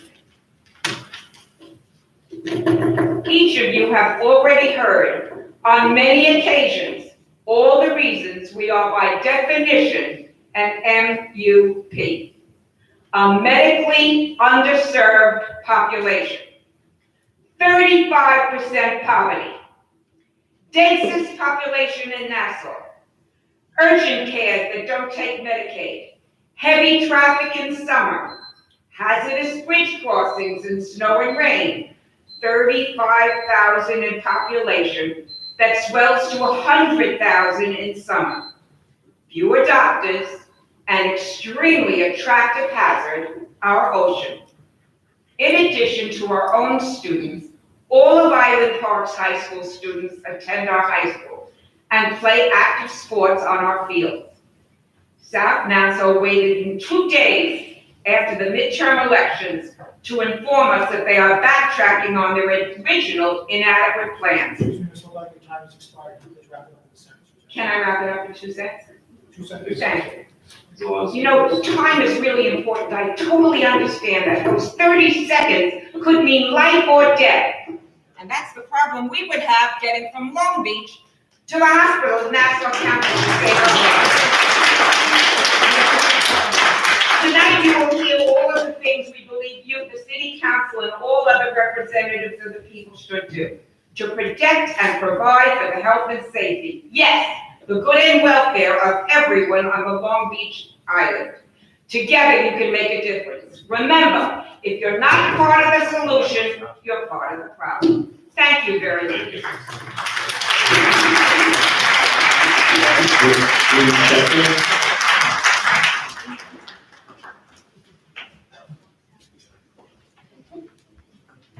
Good evening. Good evening, June Schechter, Long Beach. I have been a resident in Long Beach for 40 years, and I'm lucky enough to say that I also work in Long Beach. I work at West School, I'm a teacher here. The Schechter roots run deep in Long Beach. My children's great-grandfather owned a candy store that was on the corner of Long Beach and Park Avenue, and my son has also bought property in Long Beach. I would say I have a vested interest in our city. My concern is, of course, the change of plan that South Nassau Community Hospital has put forth regarding the emergency center. I've never been a proponent of the idea that Long Beach requires a full hospital. I've watched the decline of Long Beach Hospital over the years into a failing business and one that required pulling clients from all parts of the island with different facilities that didn't necessarily address the needs of our city. The former plan, as was presented to our residents about a year ago, seemed reasonable to me. It seemed like it was a state-of-the-art emergency center with imaging capabilities, MRI, CT, ultrasound, beds for stabilization, a helipad for transport in case of a dire emergency. And also, I thought that their plan for the environmental component, that they were making a green space with undulating swells that would absorb storm water and filter it and let it go out into the bay after being purified by some substrate, was marvelous. Just today, after listening to the idea of the floodplain, the bulkhead that will stop exactly where their emergency room is now, and that is not an elevated structure, you're asking for demolishing that. In the case of a dire flood, that structure would be underwater, because that's exactly where that wall stops, on the 400 block of East State Street. So think about that. South Nassau accepted FEMA money to provide our services. I would like to have them held accountable to that idea. Also, the remainder of the hospital, as it stands now, is a blight and an eyesore on the community. And I would implore Nassau Community Hospital to make good on its previous plans and renovate the structure, giving us essential medical and emergency care. Thank you. Thank you.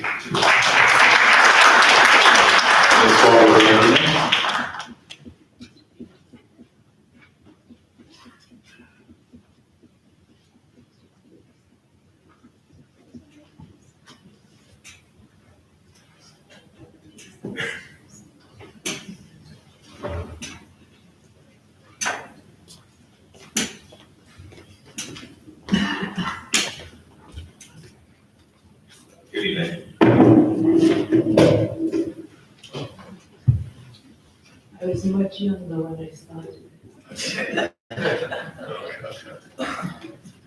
First, I want to thank you all for meeting. You can't hear me? Can you hear me now? Can you hear me now? Thank you for meeting with Beach today, the representative from West Home, West End, the Walks, East Home, the Fire Department, and our chamber. Amy Lynch did a very good job explaining the economic impact that the hospital took with it. Although, excuse me? And Point Lookout as well. Excuse me? The representative from Point Lookout as well was with us. That's correct. Although we will continue to work as suggested by the council in committee, we all felt that other actions simultaneously must occur because Beach Debate strongly disagrees with the South Nassau alternative plan proposal, since it will serve to further diminish quality, affordability, and access to healthcare services for the Long Beach resident taxpayers. Beach Debate believes that the South Nassau proposal is neither a medically sound strategy, nor is it legally justified. Members of our board, all of whom are Long Beach residents, initiated a civil suit with FEMA on July 4, 2016, challenging whether the proposed allocation of over $170 million in Sandy relief funds to Oceanside complies with the intent of the alternative use regulations. The court ruled that citizens have no standing and may not sue FEMA. Additionally, FEMA's sovereign immunity gives it power to do whatever it wants without oversight. No solution for residents here either. It seems like FEMA, as Frank said, is just slush money for the rich and powerful. From 2013 to the present, Beach Debate has tried to solicit leadership from the local council, our assemblymen, our senators, from Kathleen Rice and Senator Schumer and Gillibrand. Nothing, nada, niente. Where the elected officials advocated for the return of a hospital, such as Glen Cove, Syosset, West Hempstead, etc., a hospital was returned. Remember when drilling, as Phyllis talked to you about, was to take place off our shores? The community and all the elected representatives were there to fight against it. Cuomo vetoed it. Our elected representatives must demand to go back to the original proposal as a starting point for dialogue with the civic leaders, chamber, elected representatives, and others.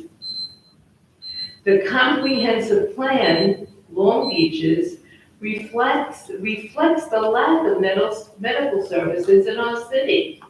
Once a contractual agreement is signed, we ask the city to revise the comprehensive plan accordingly. I know our time's up. I can still hear. Throw out the politics. Our elected representatives for the state can be doing more.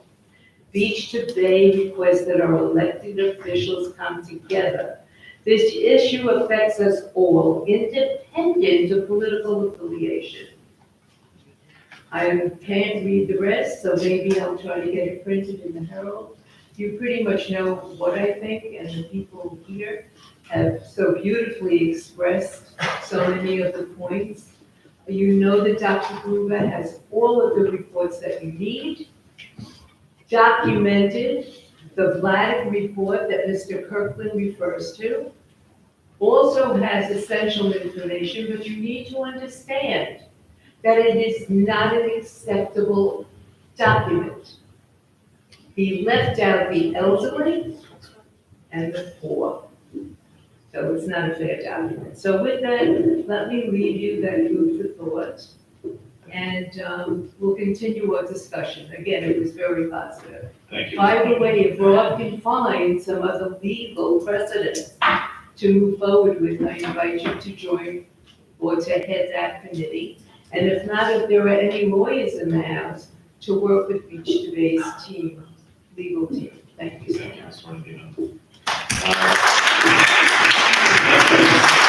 Rabbi Jack, I haven't seen him this evening. Is Rabbi Jack here? No. Okay, Joseph Nahum?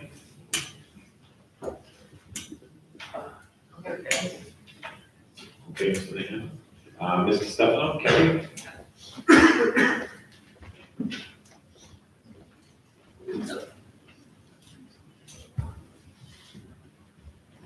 Hello, good evening. Hi, Carrie Cabano, 430 Chester. I'm here tonight to speak on behalf of one of the most important groups of people on the Barrier Island, our children. They deserve access to emergent care. Why are we allowing South Nassau to put our lives at risk? They're putting our children's lives at risk. I ask that the city council continue to fight for the residents, especially our children. This money was allotted for Long Beach, makes South Nassau live up to their promises. Thank you. Ms. Councilman O'Leary?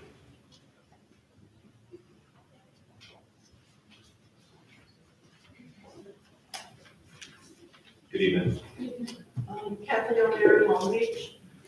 I would like to say a couple of things, bounce around a little bit. First of all, I never found the medical pavilion to be a viable alternative to a small hospital. At this point, we have absolutely nothing, okay? And I think it's a time, we know it's been proven, we cannot trust South Nassau's promises, nor can we trust their numbers. As the last speaker said, as Barbara said before, the statistics in that Black report were inaccurate. They refused to count nursing home residents because they weren't Long Beach residents, which is nonsense. They go back and forth to Long Beach Hospital from the nursing home. So their numbers are wrong, their ideas were never good. I felt they were lying to me from the first time I saw something on one of their presentations at the hotel. So I feel at this point, the biggest thing that we need to keep our eye on is the land use part of it. We've all felt for a long time there's something going on behind the scenes here. To build a medical pavilion maybe takes less space than a full small hospital. I really don't know.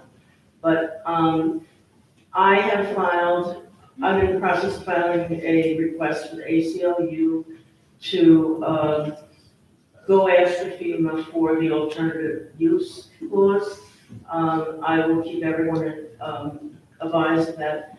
In addition, I think we need to consider the fact that the day may come when we need to sue South Nassau. And I would like to know if the city council would be willing to take that on the behalf of the Long Beach residents. It is a quality of life issue. It affects all of us. It affects your families, every single person on this island. And one thing that's been overlooked, I ran into someone who was a recovering heroin addict. And he asked me, he said, are there, I don't know, he said something to the effect of that there used to be beds for recovering heroin addicts at the Long Beach Medical Center, and there are none now. And I think we as a city are at the middle of a heroin epidemic. I would like to see beds for heroin treatment in a new facility, and I would like to see a comprehensive facility, not just dialysis, not just physical therapy. We need a self-sufficient hospital with beds for people that they can stay over in. So I would like to see more support from the city, and in particular, I would like to see legal support from the city. Thank you. Thank you. Doran Lyon? Doran Lyon?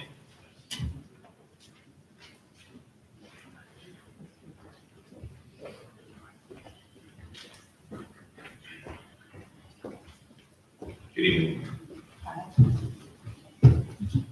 So, I remember standing outside back in 2014 and listening to the chief of our fire department and the EMTs explain the incredibly increased time that it takes now to get somebody across that bridge to South Nassau, as opposed to the turnaround that they used to have when we had a full facility here that they could take emergency patients to.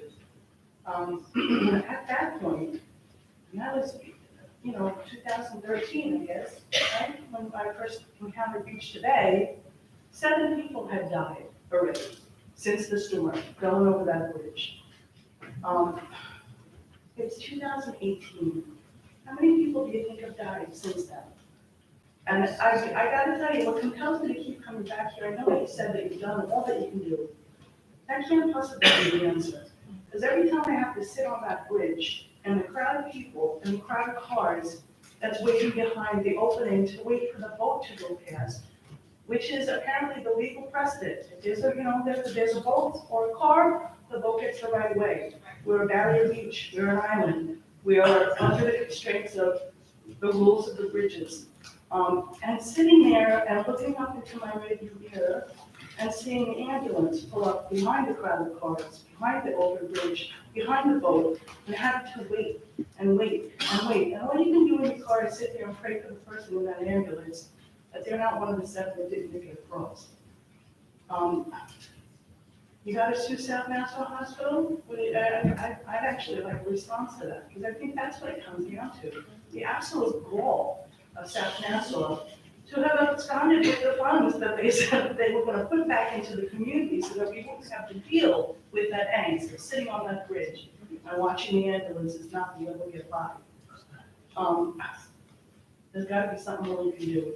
Please do. Please do.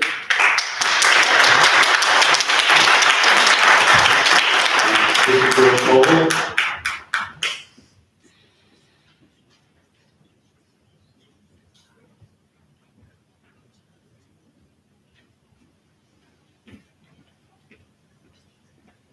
Good evening. How you doing? George Clavell, Foot Lookout. So I don't really want to take up too much time. Everybody really has some incredible things to say. Some things that I haven't heard that I would like to think that may be on the table. It's time to stop messing around. We have a blighted property there. It's well within the city's rights to see that it is either remediated or taken over. And I don't think that that should be off the table.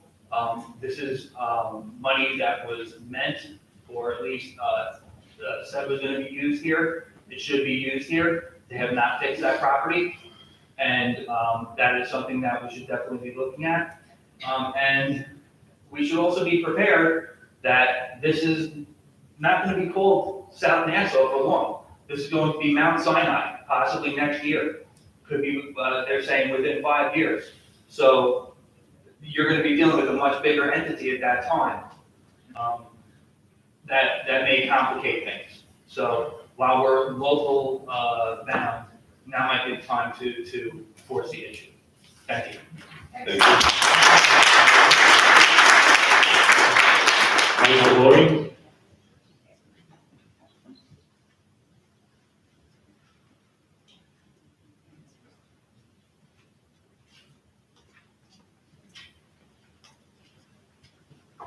Mike Delory, Long Beach. Good evening, council members. I'll make it quick.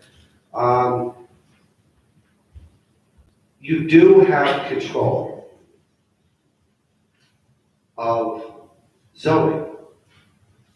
Some people think that you don't have the control, everything goes to the zoning board of appeals. But whatever the future of this property is, whether it's South Nassau, and I don't know enough about the issue, to be honest with you. Others do. Mr. Kirkland spoke very well. My only point is this: the limited control that you can oversee is the city council that sets zoning codes and approves them. That is your responsibility. And you can do that. I know you have a comprehensive plan that you've looked at and prepared many years ago. I really think that there has to be a balance of what the needs are in the community to what the medical needs are as well. That's all I have to say. Thank you.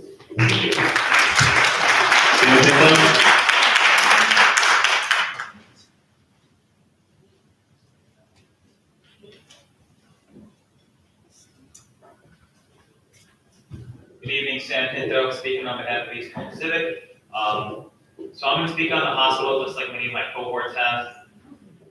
I'm coming to you because I'm not going to talk poorly about South Nassau or what they're doing with their deal or whatever they're doing with their plan. I'm calling and putting in a request to the city council. A handful of years ago, obviously we lost the hospital, and South Nassau said, all right, we're going to take over this project, and they put together a lot of research, a lot of funding, and a lot of studies and information from experts. I'm not claiming to be an expert, I'm not claiming to be a doctor, or tell you how you want to provide medical services. And I don't expect anyone on this council to get up there and say, we need this, we need that, we need a hospital.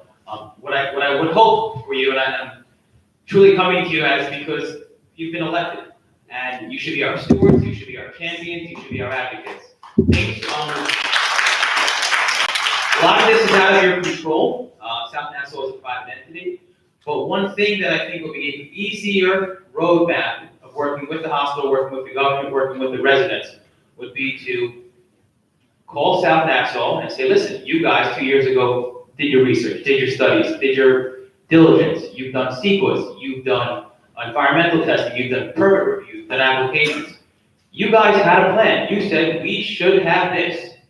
Expandable health class with an integrated emergency room that can support itself, go up, go down, go sideways. And they said that's what this community deserves. And now those plans have changed. We don't know what the new plans are, but if their only excuse or their only validation to modifying themselves from sticking to that plan is because of money. I know I read an article that they said that between $48 or $78 million was spent on this site. That's a lot of money, 48 to 78 million. I'm not too sure if it was them, the federal government, or the resources they received from the government, but they were given $174 million of reimbursement. So if they just simply ran out of money or found that this became too costly, they could have over $100 million that was given to them to be reimbursed for the one reason of providing medical care on this barrier island. And they should follow through with that.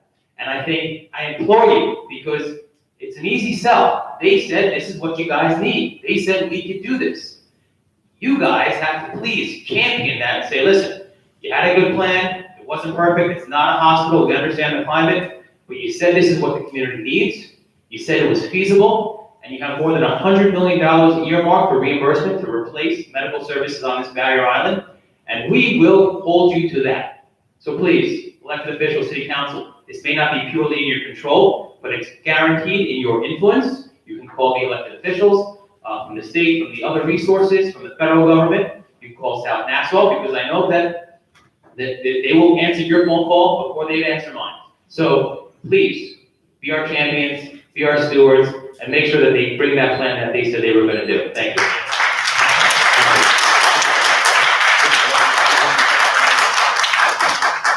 This is Brand Nicholson. Dr. Ryan is here. Later. Fran Edelson, Long Beach. Thank you for allowing so many people to come up and speak tonight. I'm not going to say very much because, again, as George Vogel said, most of it's already been said. But there's a couple of things I'd like to say. I'm wondering if there's one person from South Nassau in the room. Anybody from the hospital in the room? This is a great forum and a great way for us to speak, but we need to be speaking to them.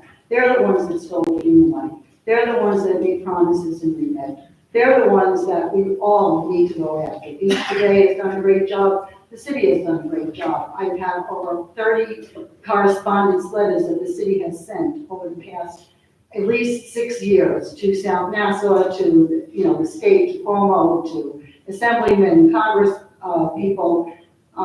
My concern at this point is all the letters and all the phone calls and everything that we've done, that you've done, that Beach Today has done, is almost like it's fallen on deaf ears. So a couple of people talked about LNG. So my feeling at this point is that we all need to band together and we need to take it to South Nassau. I feel like we almost need to do our demonstrations. We need to go there. We went to the boardwalk for LNG. Cuomo, there were people there were representatives there. We had a big showing. Cuomo voted the LNG project. It's time to, I know that there's a lot of letters that can be written, a lot of meetings that can be had, but at this point, I feel like it needs to go there. I'm hoping that you with Beach Today or somebody will arrange, maybe I'll even arrange, some kind of demonstration sometime, something where we take it to where it belongs. We take it to the people that are not giving us what was promised and what's needed. Thank you.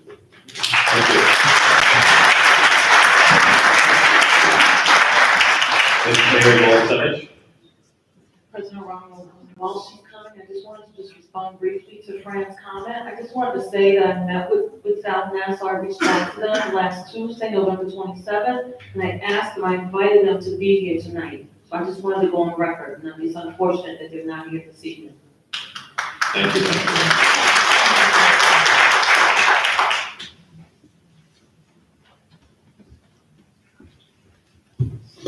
Mary Long, 7 Long Beach. I'm not speaking on the hospital, I was speaking on another issue. So, did you want other people speaking on the hospital? According to the sheets, I think that's all for the hospital. Okay. I'm here on Long Beach Day. I wanted to thank Mr. Miranda, Mr. Karen for the lights in the East End. What else? I forgot, I wrapped up whatever his name. I can't really think. I wanted to thank you tonight. I wanted to let you know, we discussed already the bulkheads, and, I wanted to let you know those triplex valves, I know Mr. Miranda, you're sick of hearing it, they do not work. I have pictures, we could fill an album that I get sent. I don't know if they weren't put in properly, I don't know if it's the brand new board, but they do not work. And, we get constant letters, and it's really disappointing. That's about all we have to say. And if I think of it, I'll have to raise my hand or something. Thank you. Thank you, Ms.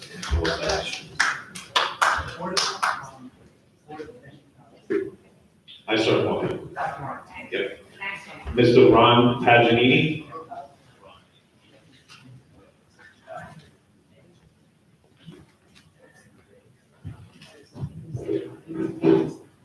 Ron Paganini, Long Beach.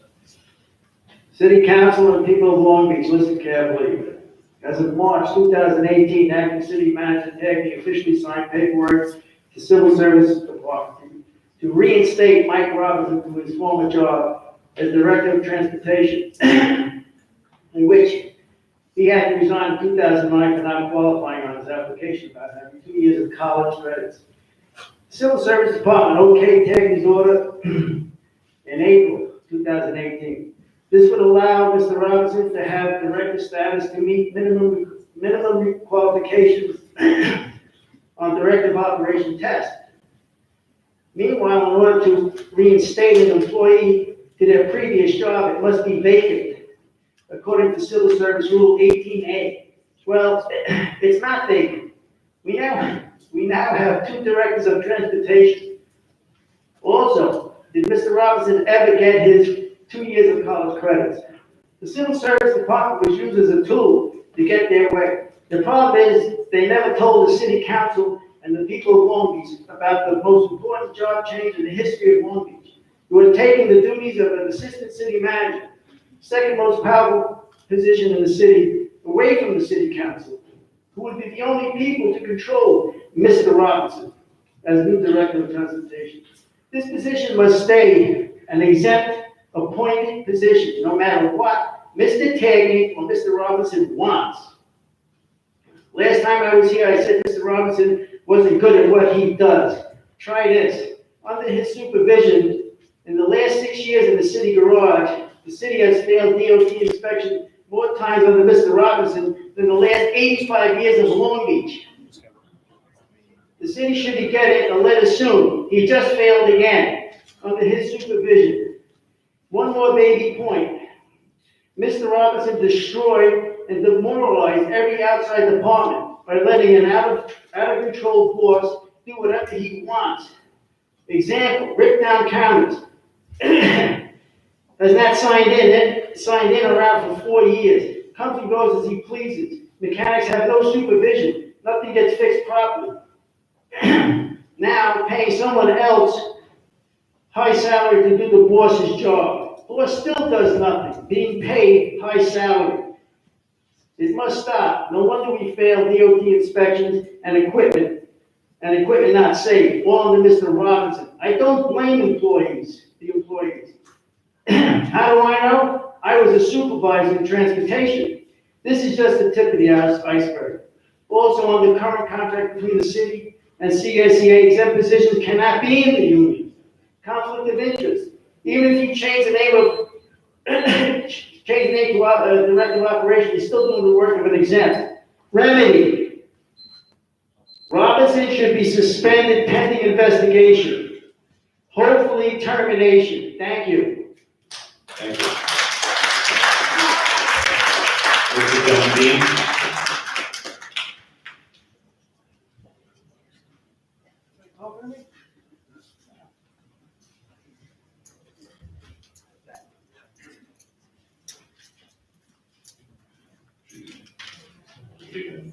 Like this video.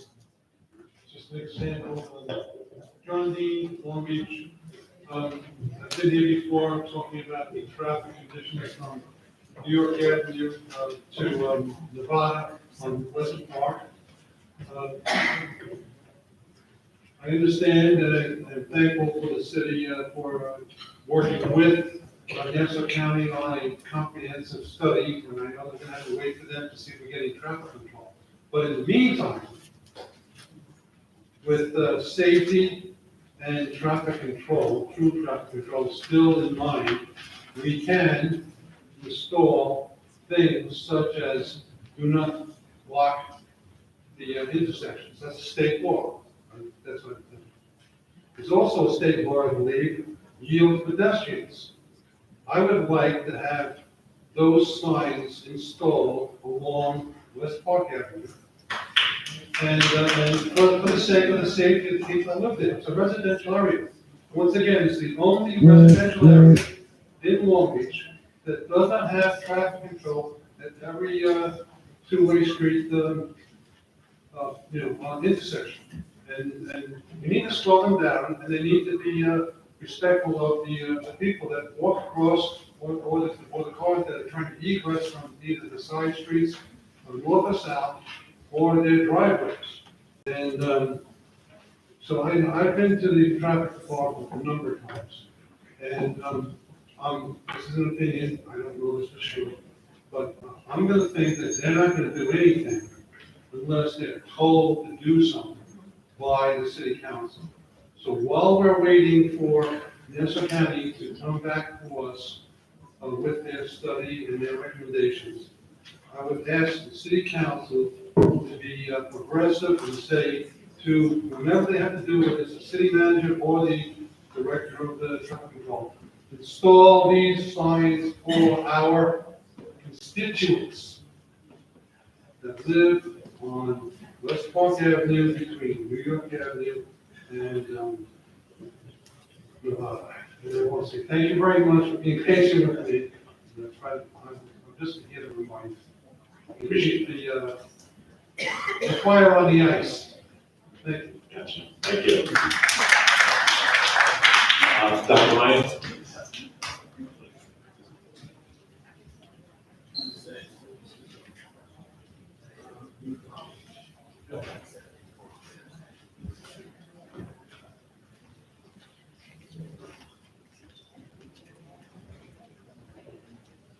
Dennis Ryan, Long Beach.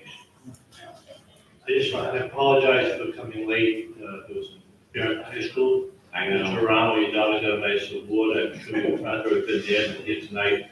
You're right. I'm grateful that you give me this opportunity to speak, and I apologize for my tardiness. The 40 years I've been working in the schools, it seems that And that long, but it's been 40 years. And I don't know what's been said before me, so I hope I'm not repeating, so I will be brief. The kids are getting shortchanged. You know, in terms of what's happening with South Mass, our hospital pavilion, we've gone through this. The speaker, 3 or 4 speakers ago, talked about rallies. Well, there was a rally downstairs about 4 years ago. There was an opportunity at Lindell, the Board of Health, or the trustees at Nassau. So I'm speaking on behalf of the kids because I'm sure they're not represented here tonight. But whatever plans are there, they're far, far short of what our children need. Whether it's pediatrics, whether it's radiological, whether it's mental health, the kids are getting shortchanged by this, whatever we want to call it, on the part of South Nassau. So I'm saying that on behalf of the school board. We met last night, and I wanted to make sure that I was speaking on behalf of the Board of Education and not myself. And they gave me a green light to say that. So I'm changing hats, and I'm going to speak on behalf of myself. As a taxpayer, as a citizen, and as somebody who's worked in the schools for 40 years, I don't think you people have done enough. I don't think you've done anything. It saddens me, because I think you had a wonderful chance to advocate. 6 years ago, 5 years ago, 4 years ago, 3 years ago. We're in the 4th quarter now, and the clock is ticking. And if you people don't stand up now, you're letting down the 7,000 kids in this school district. The 7,000 kids, the 4,000 that attend our schools, the private and parochial kids as well. And I urge you, I don't like to come into somebody else's turf. The Board of Education usually remains separate with the City Council. We have an intermunicipal agreement, we sort of help each other out. I'm asking you now to help the kids of Long Beach out, to stand up for them, to advocate for them. They are getting nothing from this. And our needs are tremendous. And we need your help. We need your help. And now's the time for you people to stand up, because in the last 6 years, I've seen nothing. And I know all of you have not been serving for 6 years, so I don't castigate all of you. But those before you who sat here in that 6-year interim have done nothing to advocate for the kids and to do what is right by this community. Thank you. Good morning.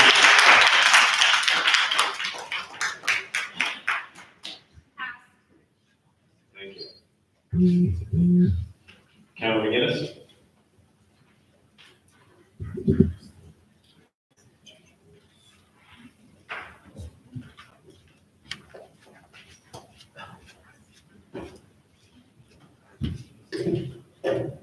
Good evening, Erin McGinnis, 102 Pennsylvania Avenue.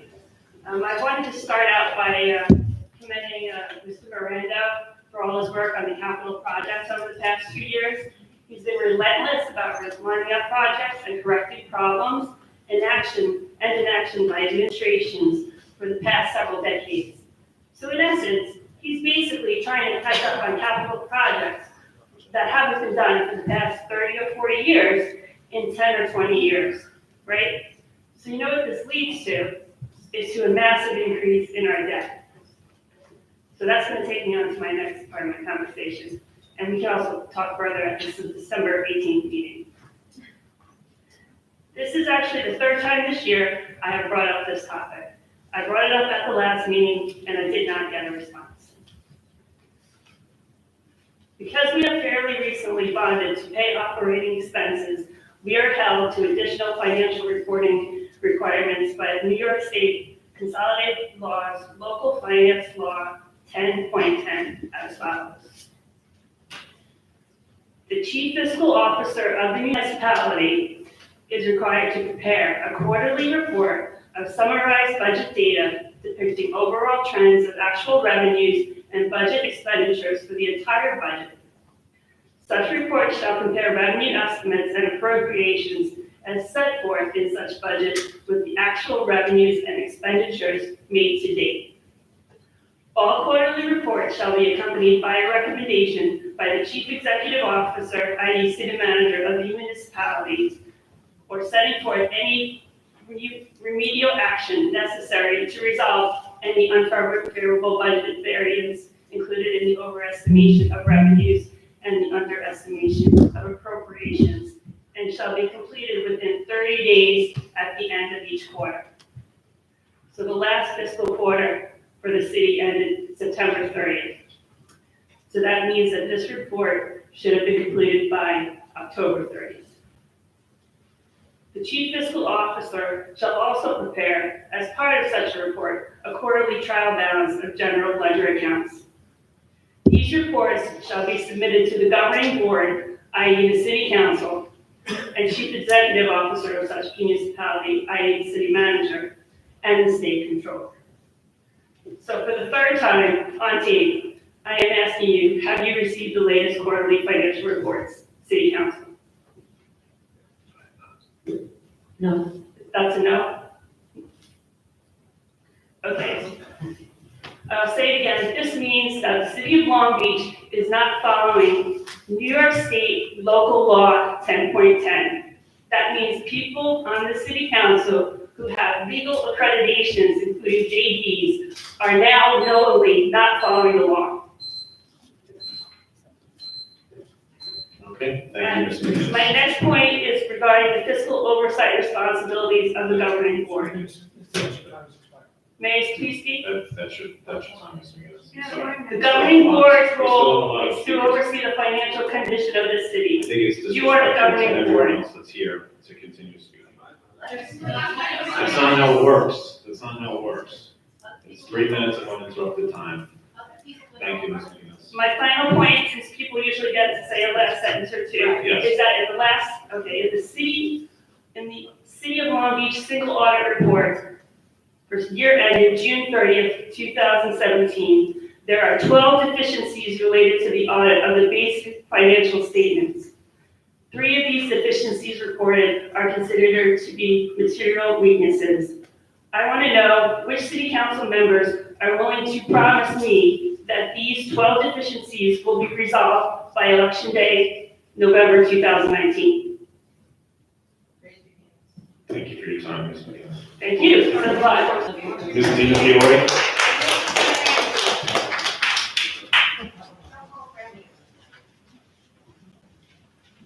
Good evening. So since, if you're in Long Beach, New York, since it's almost time for a year in review, a holiday song came to mind. It's called The 12 Days of Christmas. I think most of you know the tune. I promise you I won't sing it. I'm just gonna list out my version of the city's 12 days before the end of the year. It's 1 year we are waiting for a new city manager. Number 2 is 2 key positions are still vacant. We have 3 flooded canals and a Park Street underwater. We have 4 city unions, some was still without a contract. We have 5 golden pensions sitting out there. We have a 6th floor which is under construction, which means a lot less space for residents to attend. We have 7 active civic associations and 7 very active Facebook pages. Both of which do more for PR and communication to the residents in the city than the city does. We spent $8 million on boardwalk bathrooms. I hope you haven't had to use one lately. We are 9 months into an audit and investigation, and we still have no answers. We have 10 plus broken benches on the boardwalk. I brought you a piece as a souvenir. We are 11 months till election day. We have 12 exempt payouts with still no resolution. And in my 12 days of Christmas, we have a 13th. We have a South Nassau Community Hospital, which nobody seems to know what's going on until now. We have $150 million in pending lawsuits, and we are $220 million in debt. All I will say is that 2019 must see change in leadership, in vision, and in direction.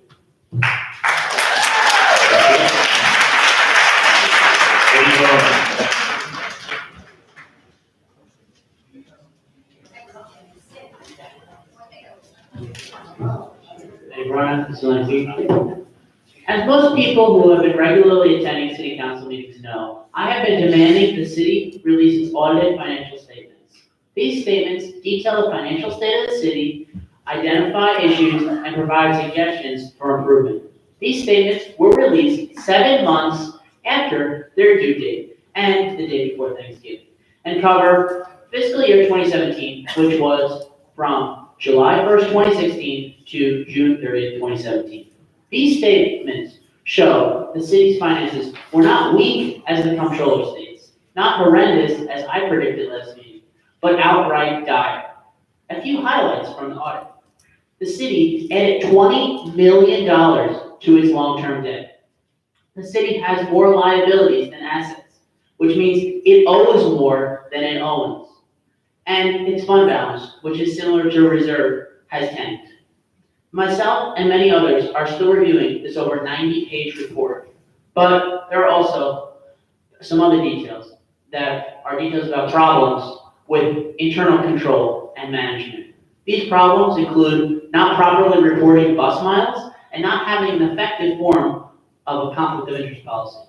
A very important line from the audit states, quote, "The city charter requires that elected officials and certain key employees to disclose any conflicts of interest / related parties via completion of an annual statement of financial and ethical disclosure, and on an annual basis. This disclosure is to be provided to the city's ethics commission. However, the ethics committee is not actively functioning at this moment. This lack of a conflict of interest policy puts us in violation of numerous state and federal laws. The finances of this city are rapidly deteriorating. The council needs to stop this reckless borrowing and needs to get on top of their finances. These issues of borrowing and spending go beyond separation payments and beyond this administration. But the council needs to work together and face these and other issues head on before it's too late. Thank you.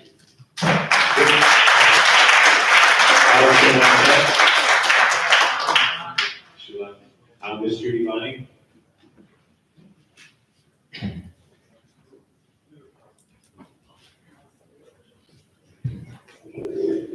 Judy Bunny, Long Beach. I guess before I come to talk about what I came to talk to you about as a former employee of Long Beach Medical Center, someone who worked in the outpatient substance abuse clinic as a therapist before I got prevention of the business. There are patients who are not getting services, period. We used to have, definitely reached us absolutely fine jobs, but we have citizens of Long Beach who suffer from addictive problems have no choice. There's only one place they can go. The choice was removed, and none of the places that I've seen from South Nassau even address that issue. We are in the middle here and everywhere else. The heroin epidemic, opiate epidemic, really. These people are suffering from a disease. It's not a moral failing, and you are their voice. And they need help. They need treatment. They need appropriate access to treatment, and that's what we need you to get them. They cannot speak for themselves in all instances, and that's just, a great loss to this community. It really is. We used to have a methadone clinic. I understand that's a red flag, but you know what? State-of-the-art treatment is medication-assisted treatment. That's what works. That's what the science has proven works, and we're not offering it or any ability to get it to our citizens. So that's that piece of it. What I really came here to speak about or ask you about is about 2 months ago we talked about, or I talked about, can we get together and figure out a way that we can be proactive in terms of what is absolutely looks like it's coming down the road in spite of a lot of opposition from the field, and that is recreational marijuana. Across the street, we have a store that is certainly going to be turned into a marijuana shop as soon as it's legal. You guys have the ability to prevent that right now. In New Jersey, 36 communities have opted, and it hasn't happened yet in New Jersey either, it's just on the horizon, 36 communities have opted not to allow the sale of marijuana within their borders. I understand that the dangling of the tax incentives sounds great, but when you break it down, you look at where there have been experiences in Colorado, the state of Washington, the cost to the community is also great in terms of medical services, police, et cetera. So there's a lot of research, a lot of fighting that's gonna go on in Albany, but there are very few instances that you have local control. And before this gets passed in Albany, before the governor signs it, you guys can do something here and now to help protect our youth. If it's here, they have increased access. That's really the bottom line. So before this falls under, okay. Thank you. Yeah, okay, I can wrap it in 1 second. Before this, winds up falling under, say, state liquor authority, where we then have no local control, nobody knows who's gonna administer it yet. Please, can we have a conversation? I guess, I came to you tonight so that we can at least start a dialogue. There's a lot going on, with attorneys and other people on the state level that I can share with you if you want to do it. Thank you. Thank you, Ms. Lonnie. Mr. Wojciechowski?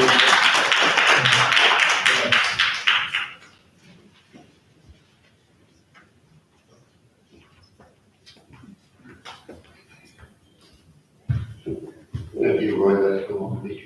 I want to thank Eddie Barone for bringing up that audit and keeping on it. It's really something that's important, and it does give us an idea of what's going on in the city.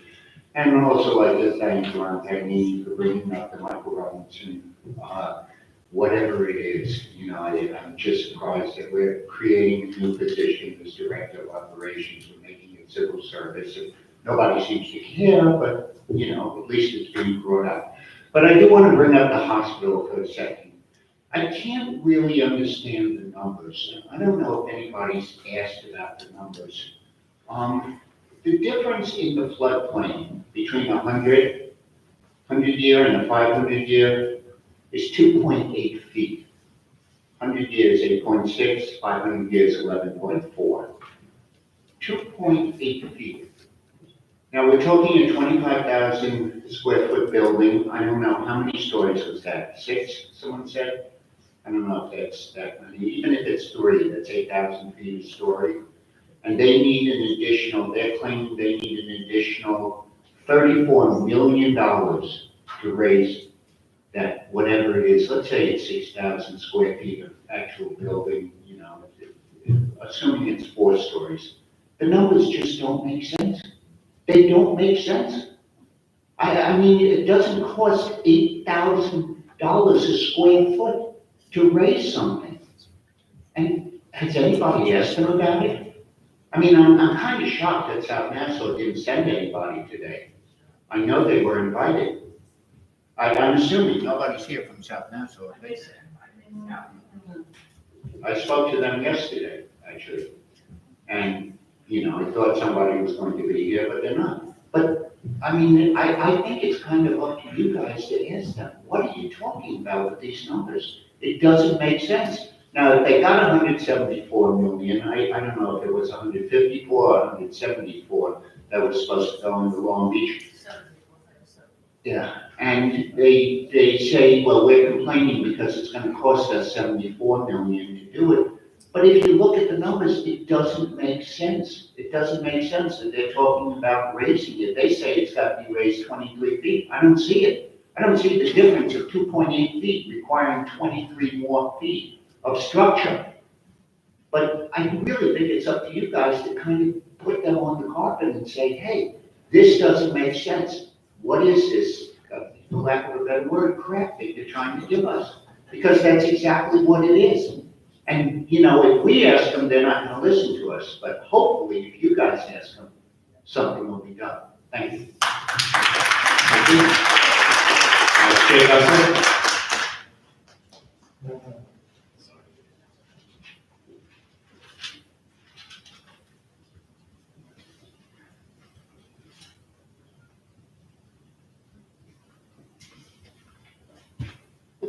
Good evening, Jay Russell, Long Beach.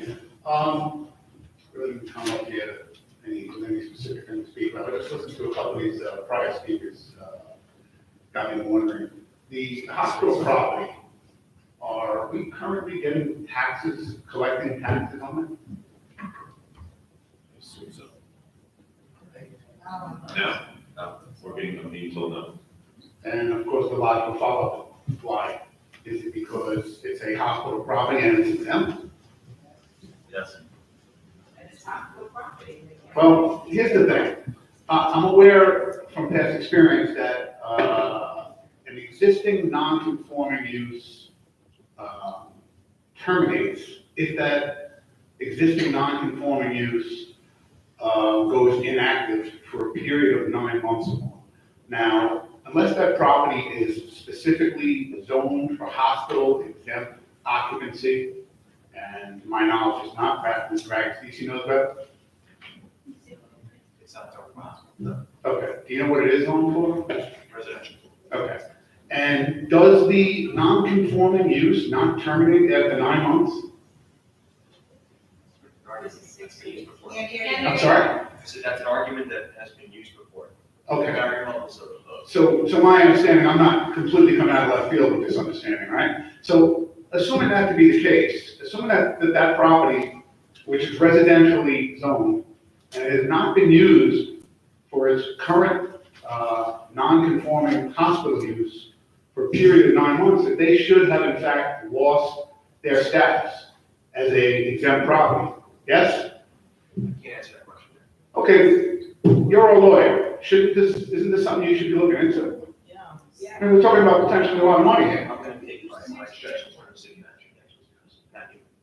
Okay, I'm just suggesting, I'm not, you're right, I'm not your boss. I mean, I do kind of pay salary, but I'm not your boss. Same similar argument with the Hebrew Academy on the 500 block of West Broadway. That also has ceased to be an educational exempt institution for quite some time now. That is also a residential zone property, correct? I'm not sure what the zoning is on that property, but they're not developing it as a school on campus. Okay, so, but it hasn't been used as a school, which would continue its exemption for a period of more than 9 months. Can we agree on that? I'm not totally sure what the zoning is on that property. Okay, well, I'll shift back to the hospital property. South Nassau erected its emergency facility in a parking lot.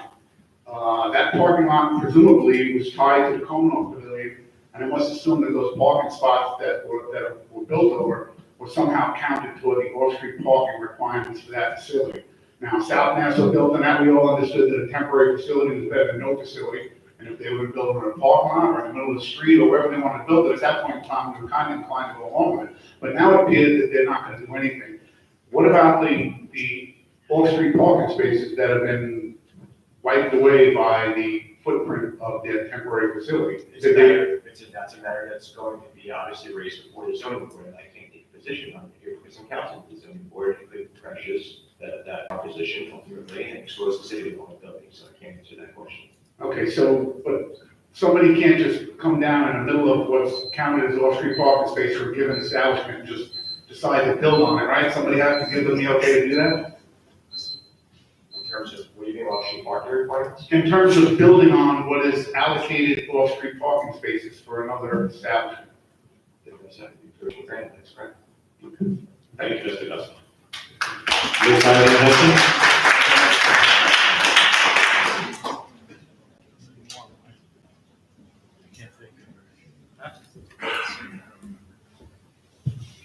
Eileen National Long Beach. First, I would like to repeat what I've said so many times, which is that I think you should take full advantage of the people of the community to have more input in committees and so forth, ethics committees, building committees, whatever. You take the teenagers here, the different civic associations.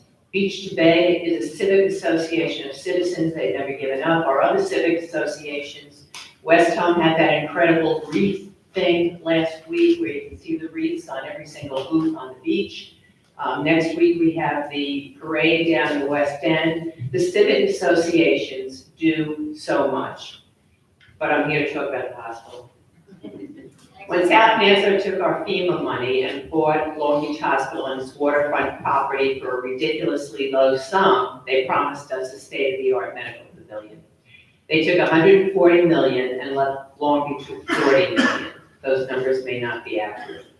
Now they say they don't have enough money for the pavilion. They have 140 million of the money FEMA gave them to restore health service to Long Beach. And according to today's Herald, Mount Sinai is giving them another 120 million, part of their $400 million capital program, which includes enhancements like a 3-story garage, while Long Beach residents go without basic care. What happens to people who have no insurance here? The emergency room has to take them in, but they'll also send them a bill. How do people without cars get to South Nassau? We have increases here in mental health problems, drugs, alcohol, suicide problems, too many things that used to be taken care of and no longer are, especially for those people who are not privileged enough to have health insurance. Hundreds of people lost their jobs at Long Beach hospitals, and many doctors left our island. The healthcare of our city is in trouble, and action has to be taken. People were up here tonight saying it very strongly. We have not had enough help from you, and it's your job, so please do that. Also, Mr. Agostisi, you just said that the hospital is residentially zoned, which is really what scared me, because I'm afraid that the comprehensive plan that's been tossed about has something in mind for that waterfront property, whether it's by the people in Long Beach or South Nassau, and that they really want to have a failed hospital there so that they can build condos. The first thing we have to do is get the zoning board to change the zoning so that that is zoned for a health facility and not for residential. And the second thing that we have to do is demand that South Nassau provide for us what they told us we need and what they promised us. Is Amy Potter? Amy Potter?